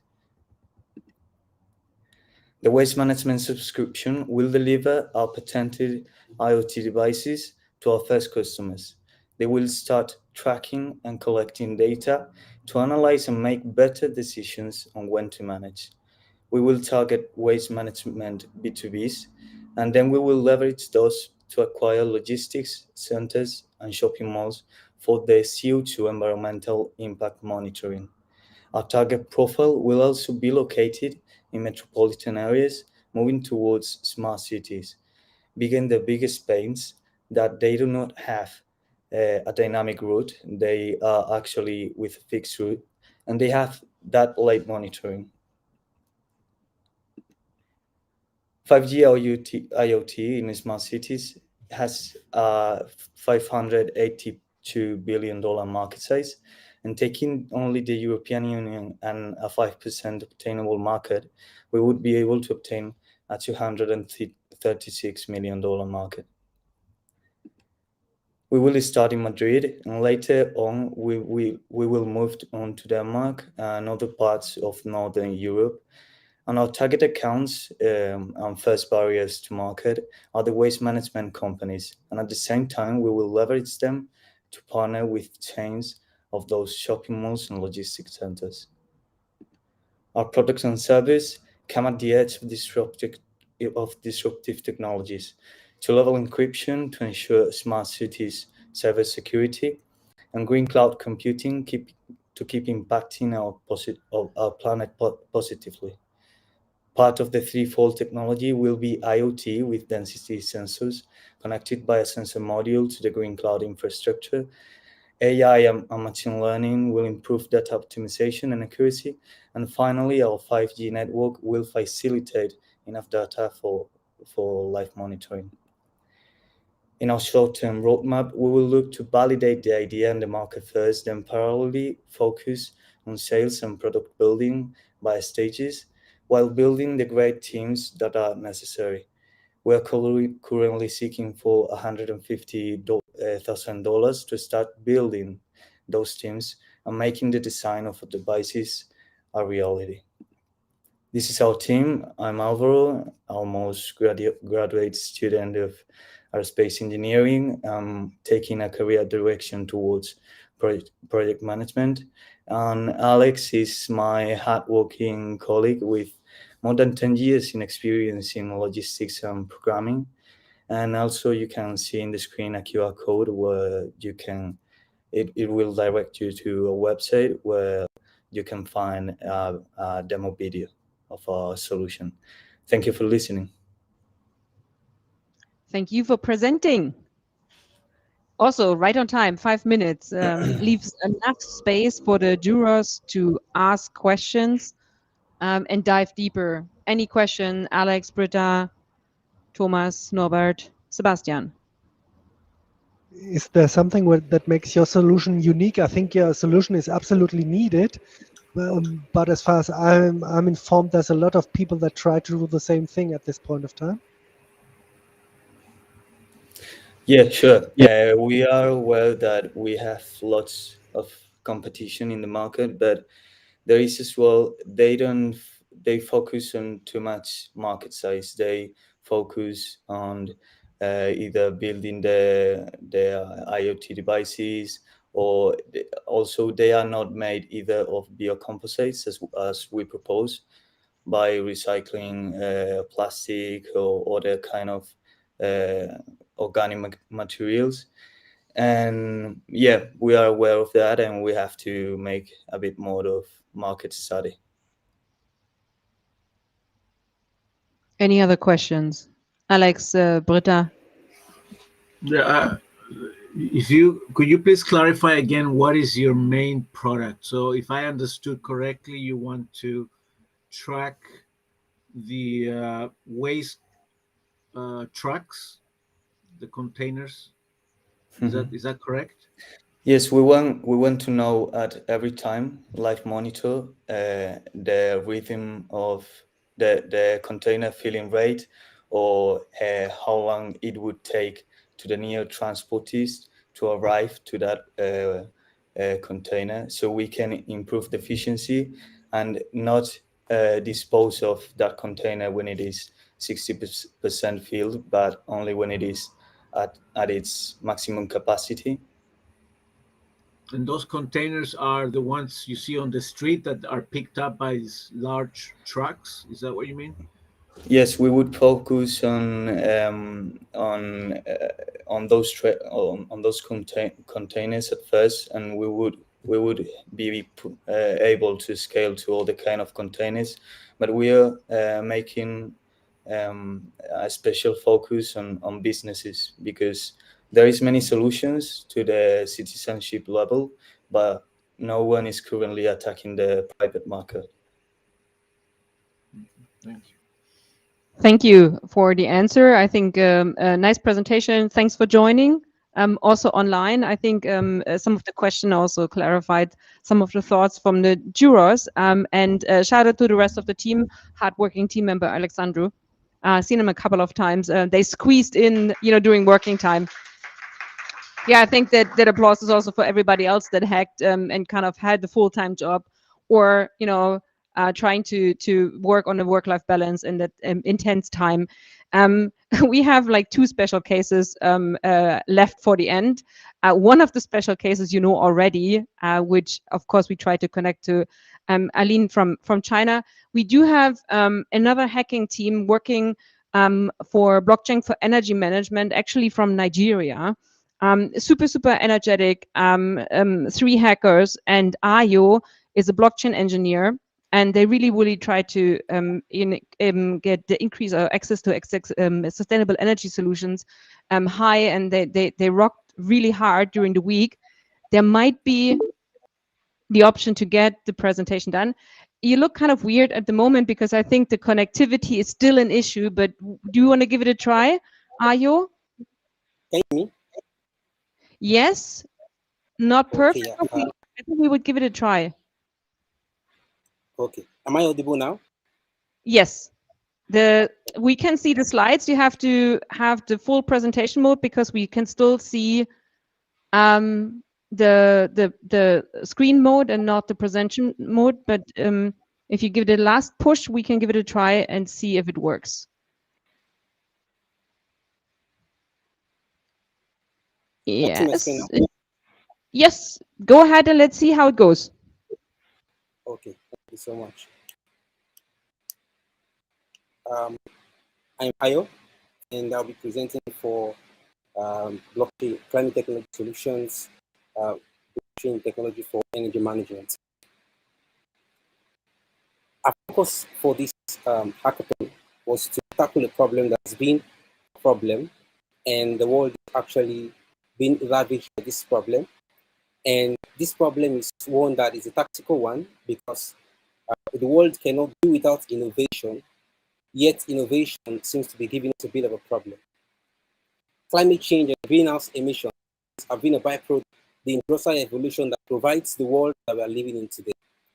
We're actually enjoying the benefits, the great way of life, being able to drive our cars, power our smartphones, use our PCs, but the engineering that go into making all of these things happen have actually done more harm to our climate than they have actually provided solutions that we actually need. This is the global imagery from 1986 to 2020. And this is it now from 2000 to 2002. Sorry. You can see how great the glaciers are actually appearing. And this has been because of advancements that have come out of human innovations to actually make us have a better life. We cannot throw away living a better life, yet we cannot continue and end up not having tomorrow for our children and the future generations to actually live in. This is a demonstration by school and university students all over the world in July 2022, where they took out a stand a strike to bring an alert alarm to climate change in the society and in the world at large. And that's why we have decided to provide a solution using blockchain chain technology. Our solution borders around providing microgrids, which we have seen as a powerful tool to provide the energy that enables us to power our cars, our convertibles, power our smartphones, and give us the energy that we need to live the life that we actually intend to live. Microgrids and solar energy have become a part of these innovations to tackle greenhouse emissions and to tackle climate change. But adoption for these things have been very, very low due to innovations around these areas and also cost of making them happen, of delivering on them. And this is the reason why we have decided to build this solution that provides a ground floor community-based microgrid management system where companies, investors, private sectors can actually provide microgrids for communities and local areas and power those areas while providing energy that these people need to power their homes and everything that they need to power their everyday life, yet provide also a well-driven economy that shifts our focus consuming fossil fuel to trusting on energy has been on for a long time. And this is solar energy or solar radiation that comes from the sun. what photoelectric bots do, or PV bots do, converts this electric energy to electric energy, and these energies are then stored into powerful batteries that are able to power homes, power our TVs, and give us what we really look out to get. Now, this is a problem statement, or this is a problem that is actually being faced by that climate has caused us to face, right? In recent times, we have actually seen, due to rising issues and conflicts around the world, that the dependency on natural gas has begun to fluctuate. Aside from the fact that dependencies on fossil has been a process, supplies are getting short. And this is one of the best times where looking into other alternatives, especially green energy, is one of the best solutions right now to actually change and transform what the energy sector usually looks. Here's another problem identification in a more local place in Africa, Nigeria. And we have these microgrids, even though they've been in existence, yes, actually face problems with management and distribution, in the sense that there are no proper tools and technologies that are able to actually help facilitate development and the distribution of these systems. And so we have built a product. We have built this product, and we have built a mobile application and the dashboard that will help manage these microgrids while they provide power for local communities. And the mobile application will enable people to purchase power directly from their mobile devices. What we have done is to peg this to create a token on the blockchain that we actually pegs to the equivalent rate of power, such that the amount of power you actually consume from the microgrid is deducted from the token that you currently have on the balance on your mobile application. The mobile application also provides ability for users to actually trade this power within themselves, where we actually charge them revenue fees as they go about this. While the dashboard actually has analytic tools that help us to monitor these grids, to monitor how they functions in different remote areas. And this is one of the challenges that current microgrids are actually faced with: management and efficiencies. These are business models. We're charging 1% for monitoring fee on the system itself, and we also generate revenue from power purchased with euros that we convert to tokens for them to actually run the power system. We also charge installation charges for companies, institutions, and governing bodies that decide to work with us or use our platform. As stakeholders and those we intend to work with involve governments, microgrids, mini-grid sectors, and energy engineers, homeowners, and commercial industries. Because we see that everyone needs to consume power. While we look at consuming power, the world drastically is shifting away to renewable energy. One of the best times, or one of the great times, where we can leverage on this energy and our homes while driving sustainable economy. Development and funding. You have to finish. You're over time. Okay. Thank you so much. I'll stop here now and take questions. Sorry, I know it was not so easy to get you into the Zoom here, into the live stream today, but thanks that you made it. And I think I just heard that the live streaming that went out had sometimes even a better quality that we have here in the room. So I think people outside can also grab the information that you shared. Any question from the jurors on site here? Norbert is taking the microphone. Yes. What exactly is your product? Our product is a technology management system, a blockchain intelligence management suite that actually monitors microgrids. The aim of our product is to have microgrids around local areas to solve the challenge of power consumption and inefficiencies of fossil energy as they begin to phase out. So we are creating a dashboard and a mobile app that can help users manage this energy, manage microgrids, also provides energy for local economies or communities. Sorry. Norbert is nodding. Any other questions? Alex, Britta, feel free to also raise your hand if you have any questions. Other than Sebastian and Thomas can also. Why specifically do you need to build this on blockchain basis? Why specifically do you need to build this on blockchain basis? Because it's very, very, very, thank you for that question though. It's very important that we have this on blockchain because blockchain is secured, is distributed, and is decentralized. And it's very important for us because in real time, we'll be monitoring the activities of these microgrids. We will not need anyone to be on ground to actually monitor this. So with the help of IoT, all of the data from this thing will be logged in, and we'll be able to monitor if there are changes, damages, overloads, and if there are shortages of power that are coming from this microgrid, so that we can be able to switch between them and manage load balance. Aside from that, also, blockchain also helps us with peer-to-peer trading of the power. Since each of these power, we peg them to tokens, and the smart monitors that will be installed in people's homes will actually be connected to their smartphones, mobile application, such that when they purchase using the token, it will be written on the monitor.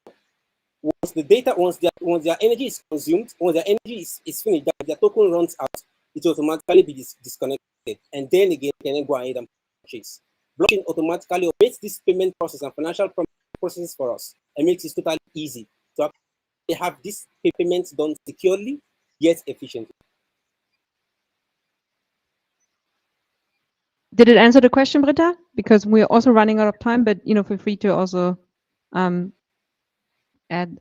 I think there are three team members that work with you, Ayu, if I'm not mistaken. So big shout out to the two of you that have not presented. So we are nearly done. There's a last presentation, and I heard that the signal from Eileen that is currently in China is strong. Oh, let's see. But we also want to give the team SolarSafe the opportunity to present because they also work during the hackathon. They work together also across the globe. So I think they also deserve the chance to present. And I really, really keep my fingers crossed that it's going to work. So let's give it a try. Can you hear me? Yes, we can. Okay, great. Thank you very much. Sorry for the technical issues. So I think somebody is going to share my slides, if I'm not mistaken. Let's see if that works. Yes, we see slides. Team Eileen. Okay, here we go. Okay. Awesome. Yes. Hi everyone. We are SolarSafe, and our goal is to cover the weather risk that leads to lower solar energy. Installing solar panel is a large investment. Before committing to solar, every consumer will need to consider whether the switch is truly worth it. The average household uses around 893 kilowatt hours per month. A residential solar setup produces anywhere from 350 to 850 kilowatt hours per month. Apart from other influencing factors like the quality of solar panels and installation angle, the energy generation is dependent on the hours of direct sunlight. So on cloudy days, the solar panel can only generate 10 to 30% of its capacity. Therefore, unlucky weathers can easily result in less energy generated and then more than expected utility bills. So just like insurance can minimize risk in other domains of our life, the uncertainty of solar energy generation due to the weather condition can be covered by an insurance plan. As a result, consumers will have more peace of mind when they purchasing the solar panels, and this effort can lead to more adoption of green energy. We focus our solution first on the residential sector. Most homeowners with solar panels don't use them as the exclusive source of power.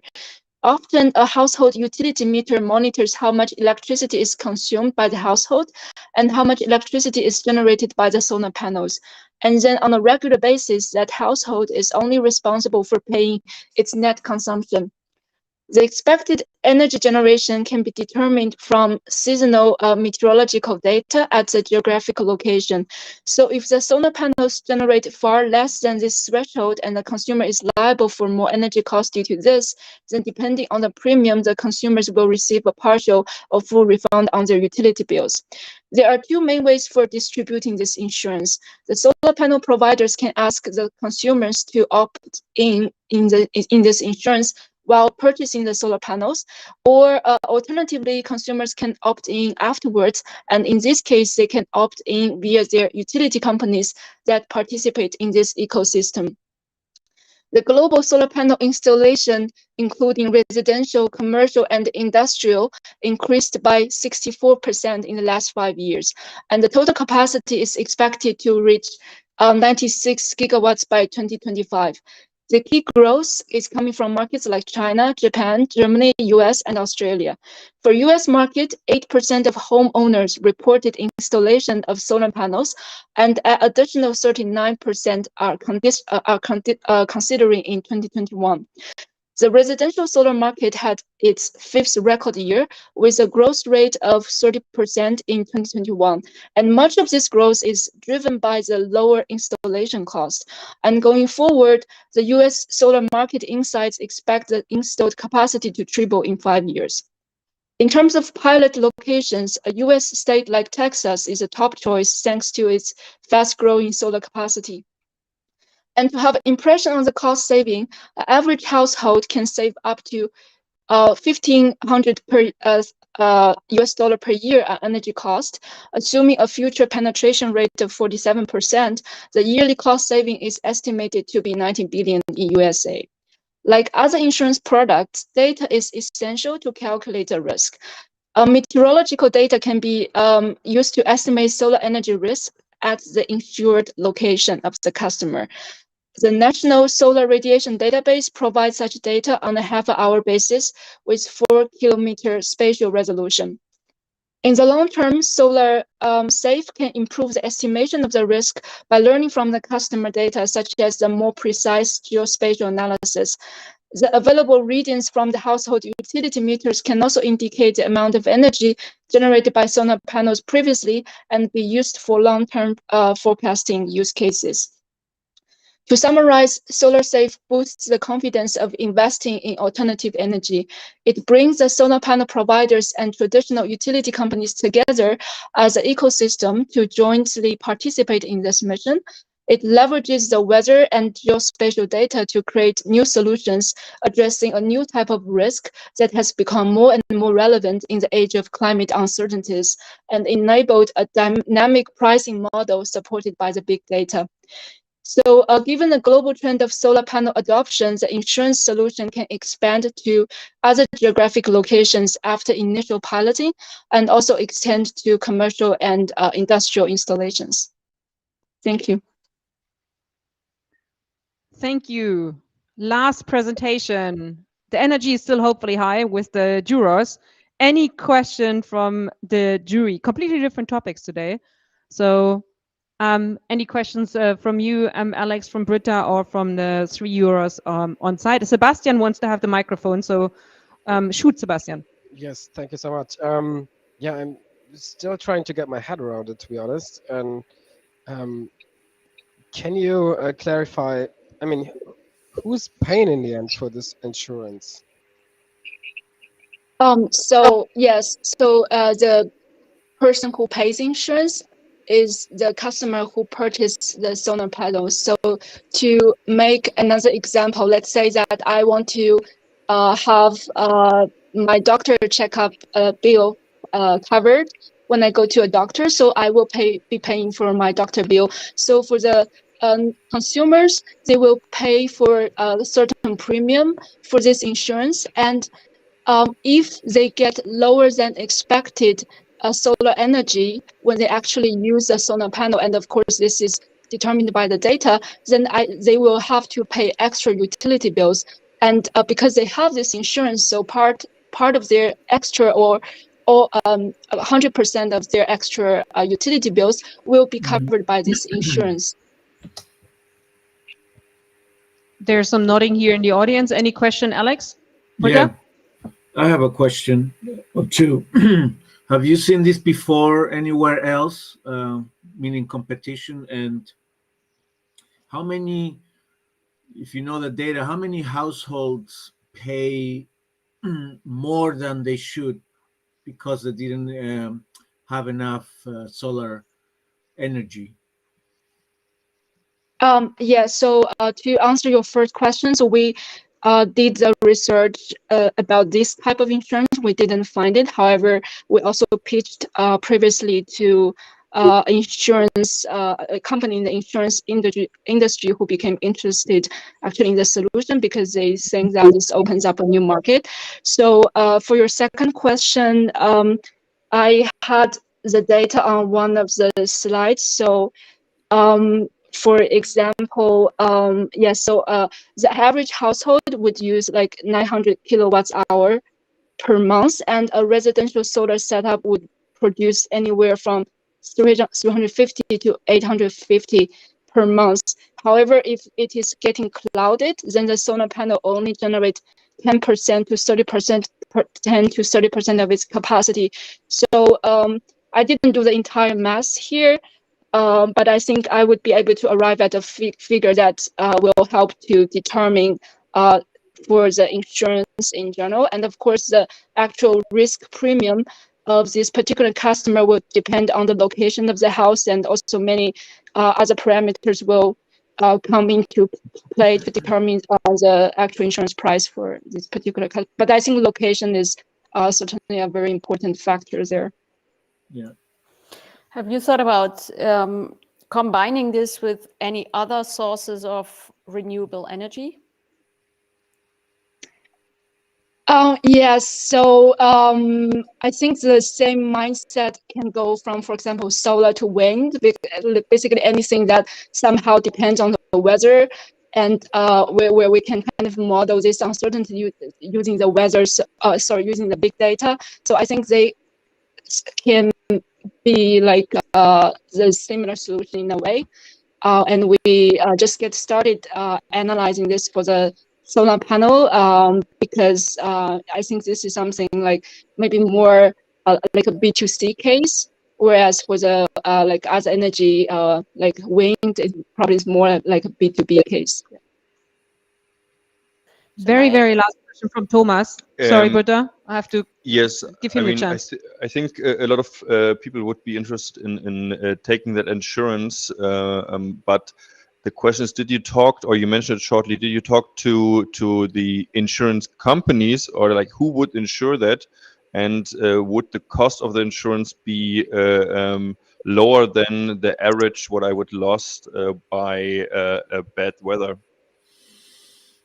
Yeah, so I think that's probably like similar to other domains of insurance, where the insurance companies, they need to come up with a model where they could get a premium from all of their customers, but only certain customers will actually have that risk. So the particular company that we pitched before was also a player in the insurance industry, and also they were interested in expanding to new types of insurance that were not covered by previous traditional products. Thank you. Good. Thank you. With the last presentation, thanks Aline for joining. And it was good that we gave it several tries, I think, because it was a different element, something we have not heard today. And I think that goes to all the ideas that have been worked on. A lot of new thoughts. Some of you using blockchain, distributed ledger technology in a new way, lots of data topics, but I think what's coming down to is behavior change with everybody. There needs to be change in general. What are we going to do now? You see there are only 2 cards left, which also means no cards, no teams to present anymore because it's decision time. So the 3 jurors here are going to move to another room to have a short jury deliberation, short. This is the key word. The 2 jurors online left the live stream and go to a separate room as well, so all the 5 can actually talk. And we are having the pleasure to actually having another serious hacker in the call that can give you some insights on, how his journey started and during a hackathon, what he is doing now, and also where, the hacker world led him, maybe also some inspiration for everybody that's watching outside in the live stream. But I have to basically kick out the jurors now. My colleague Noel is coming, trying to also ensure that there's quick decision making. Sebastian is still typing, making notes, maybe changing his mind, comparing the ideas. And I can also give some insights on how the jury voting is happening. So we talked about blockchain a lot, and for the hackers that have hacked together with us, you registered on a platform called Taikai. It's actually run by a startup as well. We love to support startups. So this is a young company that actually developed a blockchain solution for hackathons idea challenges. So the jury is actually handing out real token, so-called KAIs. So each juror has 10,000 tokens, and they're going to spread the tokens across the 9 teams that are here.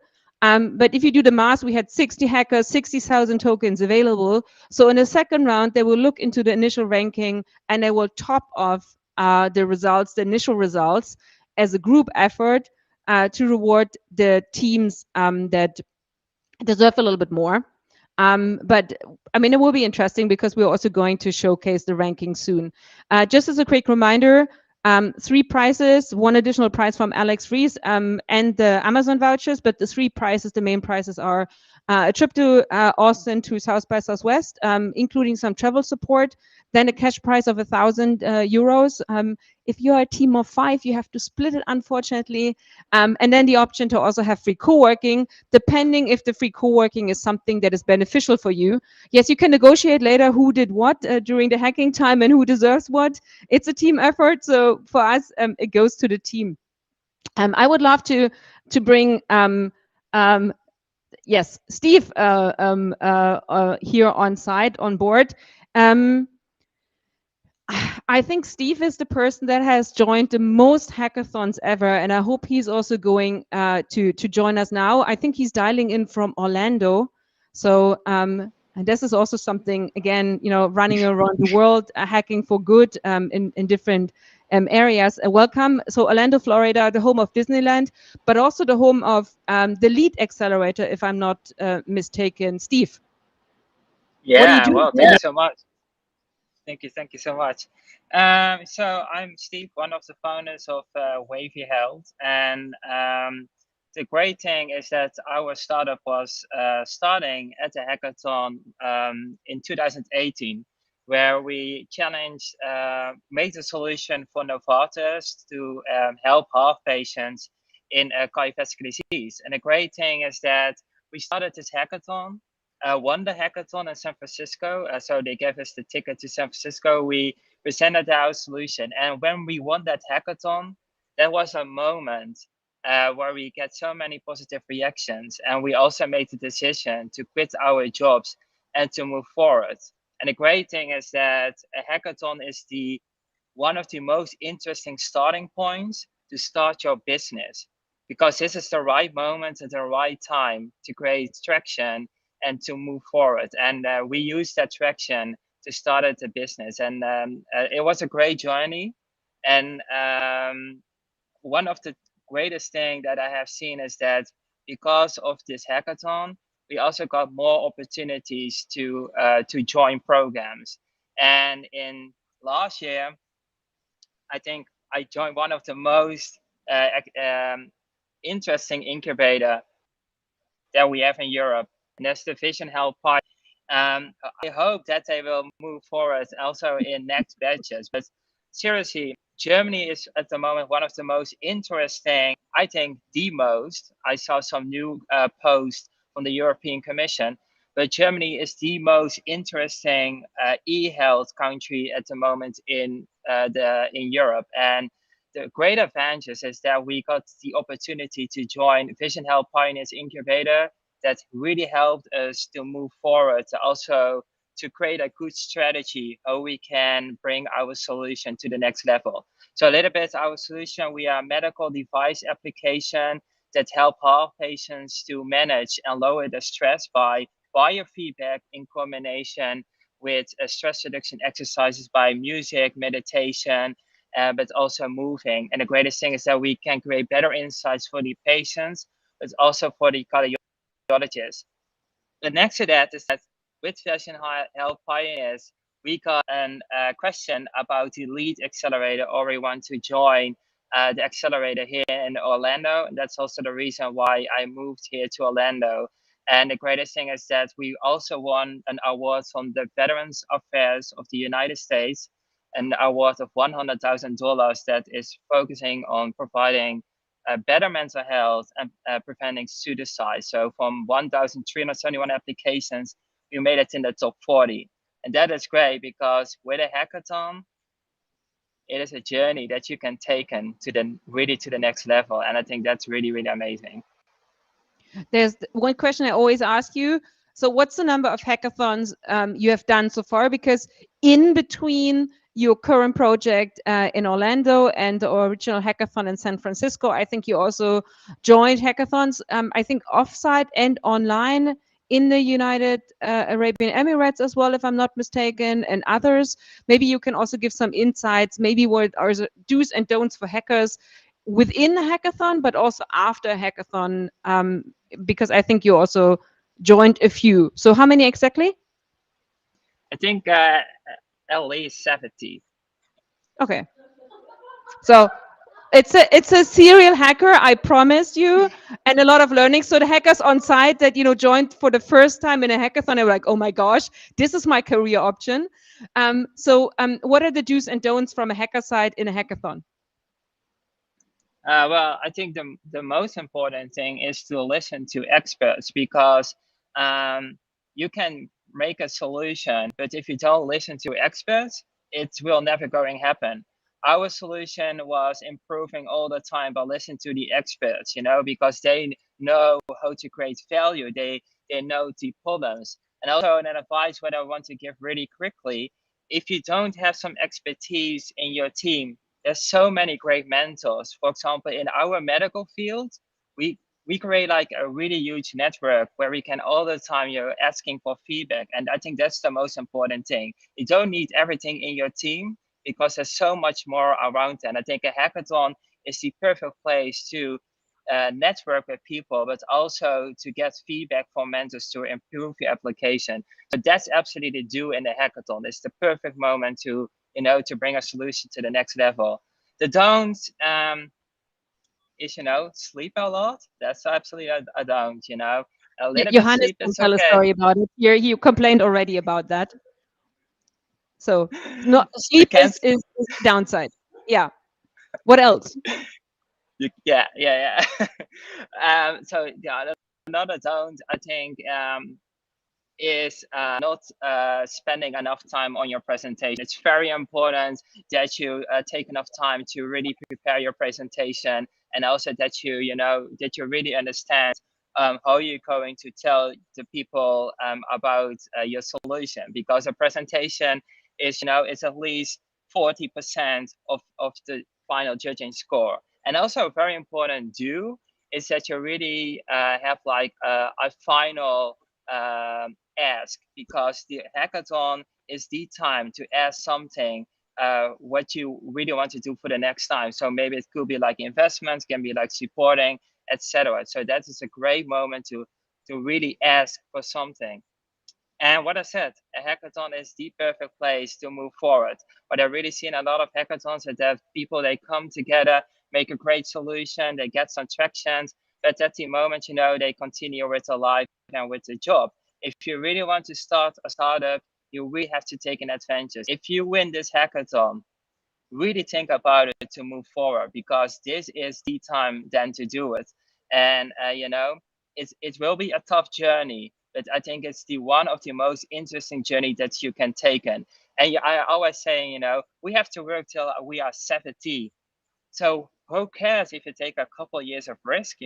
This is the moment to do that. And I think this is amazing. And I saw that the winner is going to Austin, Texas, to one of the most interesting and fabulous events that we have here in the US, maybe in the world. So this is perfect. This is amazing. So and by the way, little disclaimer could be that if the person is unable to travel, that we switch it into cash prize, which would be a pity, because again, SaaSPA is really inspiring, but we might not be able to bring the person where we want them. Also, another advice what I want to give is also you have Maren on stage, and she is really a big deal. She has a huge network, and she really understands how you can blow up startups. She's maybe the queen, of startups in Berlin. So, if you really want to take us forward, also ask her some feedback. She is really amazing. Yeah, I always wonder, like sleep is a commodity in my life as well. It feels like, especially if there are companies like yours in Orlando. I mean, again, if you stretch your time between Southeast Asia and the US, I think it's really, really hard. But we also have some other founders here in the room. I think also some power women and power men that will also, I think, play an important role in the future. But thanks for the credits, Steve. I take it. It's always tricky that I think a lot of people do not accept praise and gratitude, and you should also be proud of you, because part of the hackathon is also just to get started. But the question is, do you really like? Was it after the first hackathon that you took the leap, or did it take a while? And was the perfect team coming with the first hackathon and you thought, I quit my job because this is the combination that would never happen again?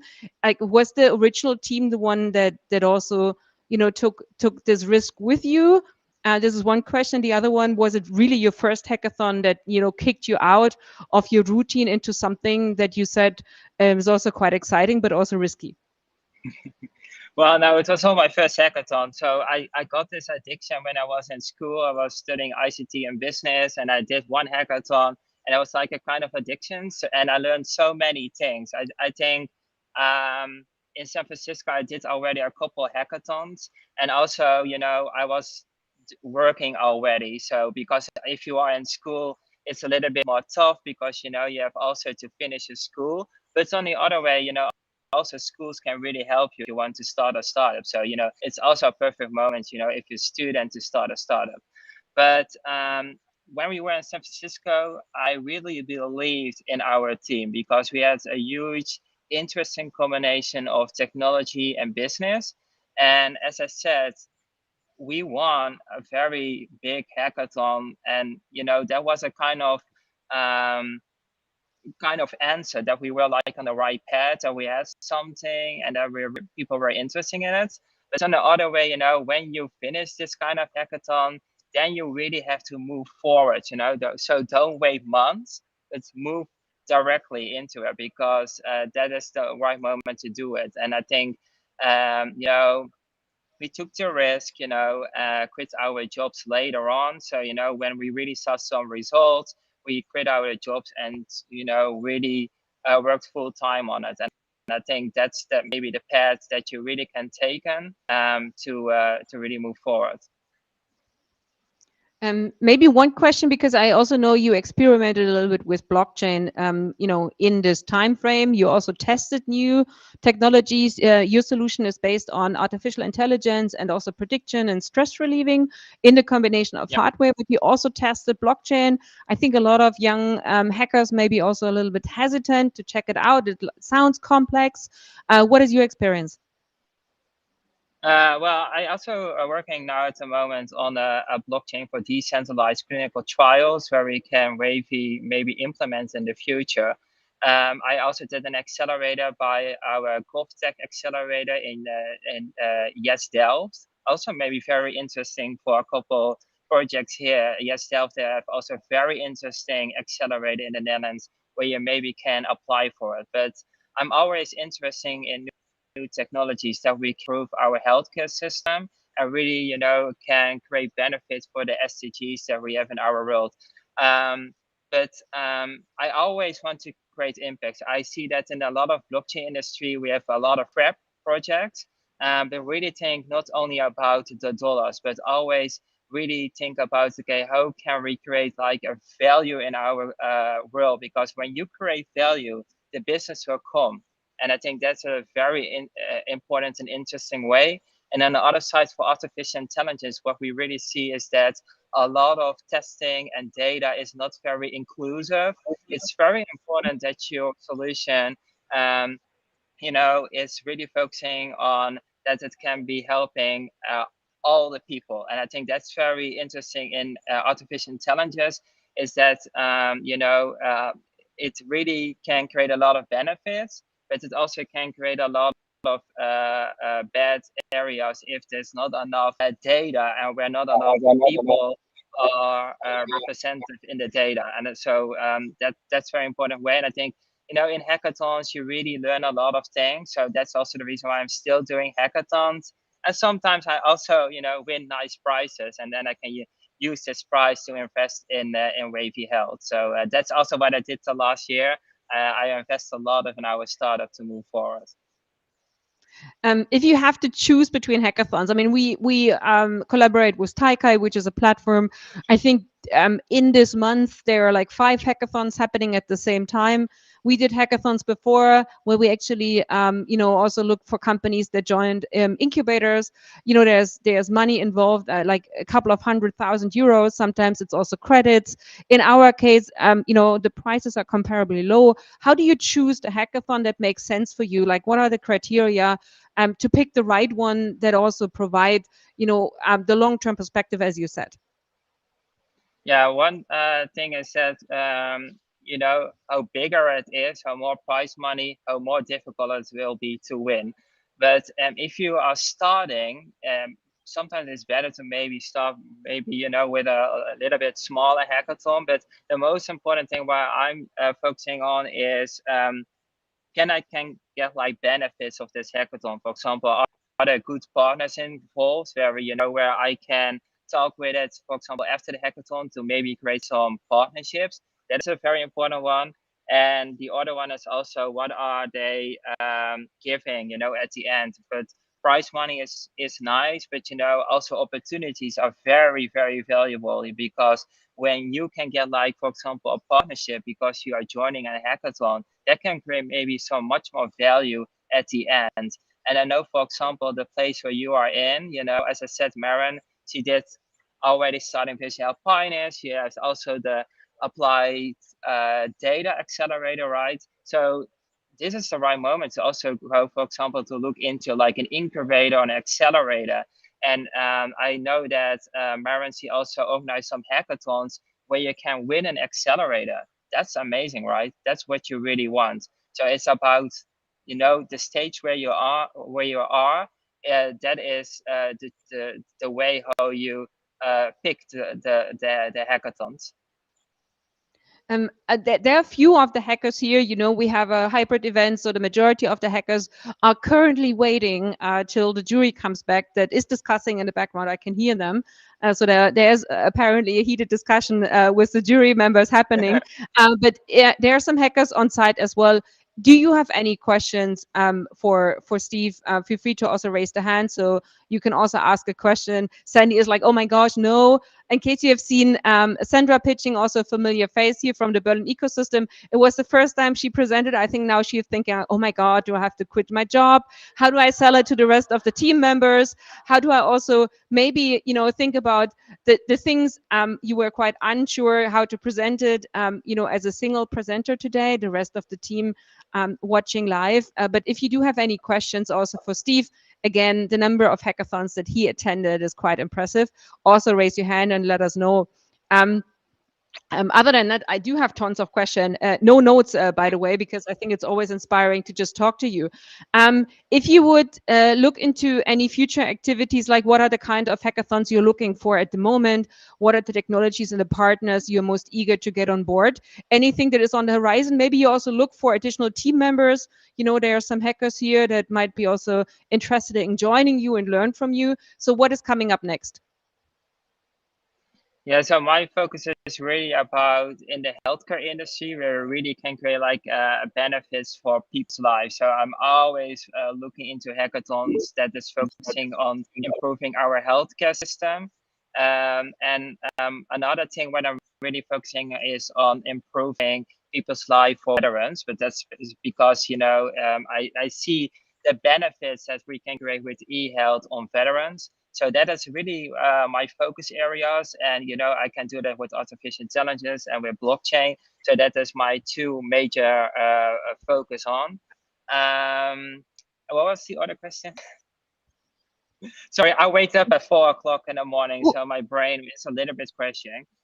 Yeah, I think, as you said, and I really wonder how you do it, because it's quite fun. You say, like, during hackathons, you lack of sleep, but it also looks like there's a lack of sleep right now, with the life that you have. And what is coming up in 2023 for you? Because I also see the jury coming in, so I think it's a perfect last question. So what are you up to? 2023 is about we almost finished our clinical trials, and our product will be live at the end of April. That's the goal, and then we will make sure that our product will be a DIGA approval. And next to that, we will also are closely to get like a partnership with the VA and Orlando Health here in the US. So it's really about make sure that our product is ready on the market. And that's where you can start, you know, from a hackathon to a real business. Very nice. Thanks for joining from Orlando. Steve, big shout out.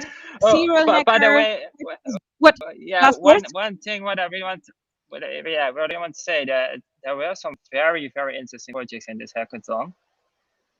Yeah, you all did a really, really great job. And I think a couple one can be a huge, huge, big business. So, you know, Steve, go for it. Steve, next time you come into our jury as an entrepreneur and also give feedback, you know, also from a hacker and an entrepreneur perspective. So, you know, pencil it in your calendar. Next time, if there's an opportunity, we will reach out again. And then we definitely know. So shout out to Steve in Orlando in Florida, and thanks for sharing your insights, your life with us, and also getting up quite early and also being so open and honest. See you soon, Steve. See you soon. Have good luck.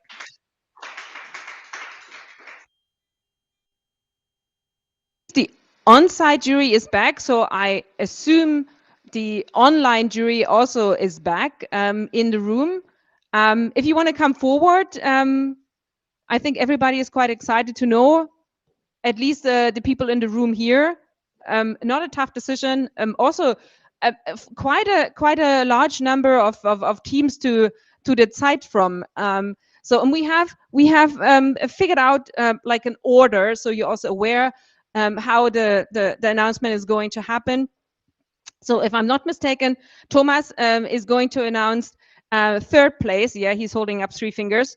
Then Britta online, hopefully coming on the screen in a second, is going to announce the second prize. So third prize, access to the co-working. Second prize, the cash prize of €1,000.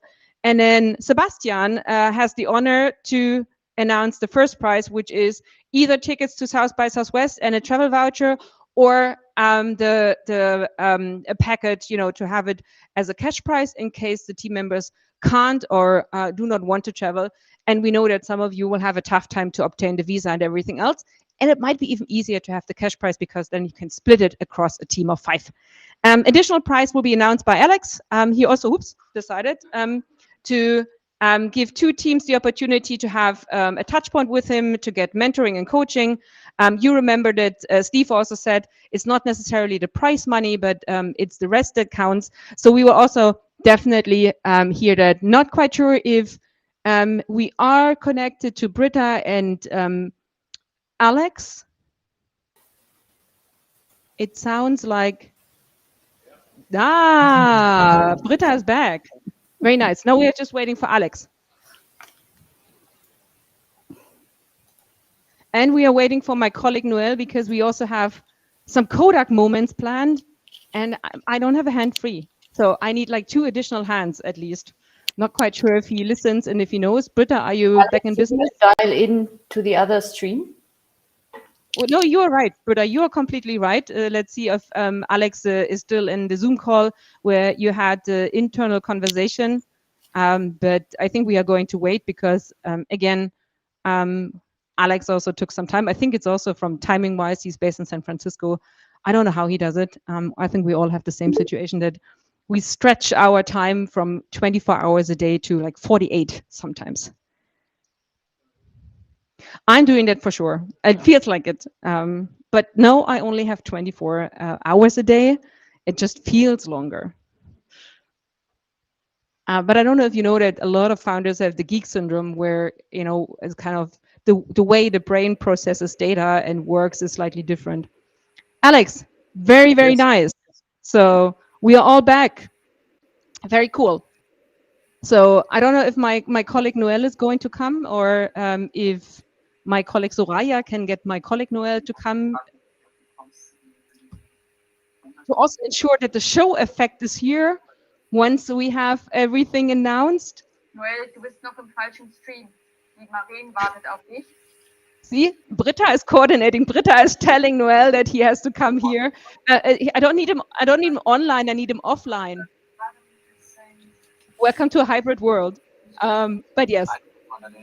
So, can I ask all the three jurors here on stage, so the camera signal is also catching you? Norbert is like, oh my gosh, now the camera is coming. Yes, there's work to do. Because it's not so easy to also find explanations. Guys, I mean, just for operational reasons, there's another microphone. So at least two of you are going to speak. So one microphone, two people. Very good. We are in data and AI. So who received the third prize and why? Thomas. I have the honor to announce the third prize. I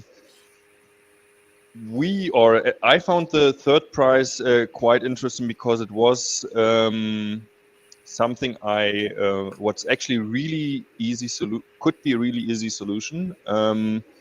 With a huge market, still also the jury thought that it's maybe quite hard to take or to really finishing it and making sure that also it can be secured from other insurance companies. So now maybe already like a small hint what could be the third prize. It's Solar Safe. Woohoo! Solar Safe, Aline. So let's see if we can get Aline on the screen just quickly. I think we didn't even have the chance to see Aline's face because the connection was very bad. And again, the funny thing is, really, we tried, I think, 3 times to get her, and now she won the third prize. Never give up, even if there's a technical issue. So we tried to get Aline. Super. Hey, congratulations. Thank you. Third prize. So we keep you on the line here because we are going to announce the second prize, which is the €1,000 cash prize coming by Britta, right? From Düsseldorf. Don't make a mistake and call that Cologne. Düsseldorf. Yes. The second rank goes to a team that is truly global and that understands how to activate the world in making the planet a healthier and cleaner and less wasted planet. So second prize goes to Team Wasteable. And Team Wasteable joins us from Australia, Andy. from South Africa, from New York, and from the Netherlands or Lebanon. So congratulations. Very nice. Sandy, congratulations. You stay here. You want to say a few words? No? She's like, no. Still very flashed. So very great. Thanks, Britta, for that announcement. The first prize, Sebastian is like, oh, now I have to make a drama. So who is that? Explain. First, right? Yes. Yeah. So we had a longer discussion about it. It was actually a really close race at the end, and we decided on a company that is, of course, approaching a very important topic. And what we thought about it is the organization or are the people that are working together are strongly connected already? Is it like an already existing company, or did they work on this project really in this whole week? But in the end, we decided that the first place is going to CCC Plus. Ooh! Come on! Congratulations. And I think you don't see it now, but Sid, that has been working, I think, and doing video calls and in his normal job, was actually squeezing in even hours. Congratulations to the team. The other 2 team members, one from Ecuador, joining Enrique. There's also the leadership board that shows you what is the constellation. So congratulations to CCC Plus for the first prize. But there's another prize, of course, coming from Alex. So maybe we can get Alex on board, because Alex can also choose which of the teams he wants to support even further. So he's also, I think, providing one-on-one consultations. And keep in mind, serial investor, long-term founder, quite a lot of experience across the globe, in Europe, Switzerland especially, and the US. So never a bad contact to have. Alex, have you decided which of the two teams you would support even further with the one-on-one consulting? Yes. So first, I'd like to congratulate all the teams. I mean, the great ideas, and it's very subjective which project we like better than others. Has nothing to do with yours is better or worse than other projects. But there's a few that I like. So if I may and can, I would like to extend my offer maybe to more than two companies. Definitely Wasteable and Solar Safe, two companies that I would like to support on top of CCC Plus. And then, if Sustainable Minds don't mind, I'll be also happy to help talk to them and guide them a little bit. These are all four ideas that I really liked. Obviously, they're very raw, so it needs some, I think, from my opinion, some guidance, and I can give some hints what to do, how to do it. Everybody's welcome to also come to Silicon Valley whenever time allows, and I'll be happy to support them here as well. So. Awesome. So 4 teams can reach out to you and get support. The 3 teams that won and Sustainable Mind on top. So you will be busy, Alex. Yeah, well, the day is long, so it's okay. This is what we discussed already, 24 hours. Let's celebrate a little bit. And let's also use the opportunity here in Berlin to get a couple of drinks. So what is coming next? I think there are vouchers and cash flowing. The first team, woo! It's not real money. It's not real money, I can tell you. But while we keep celebrating here a little bit, shout out to everybody outside that watched, from the hackers, from the mentors, from the supporters, but everybody also that tuned in, listened to the cool ideas, followed the live stream. We are going to publish the live stream. It's, I think, on YouTube already. So watch it again, get inspired, and join us for the next hackathon. And as Steve said, you have to get started. Do not procrastinate. And if you have any questions, I think there are a lot of hackers around here that can also give you hints and tips. And we shut the live stream at the moment, and then we celebrate. So shout out to everybody, and congratulations to all the hackers. And thank you for your support.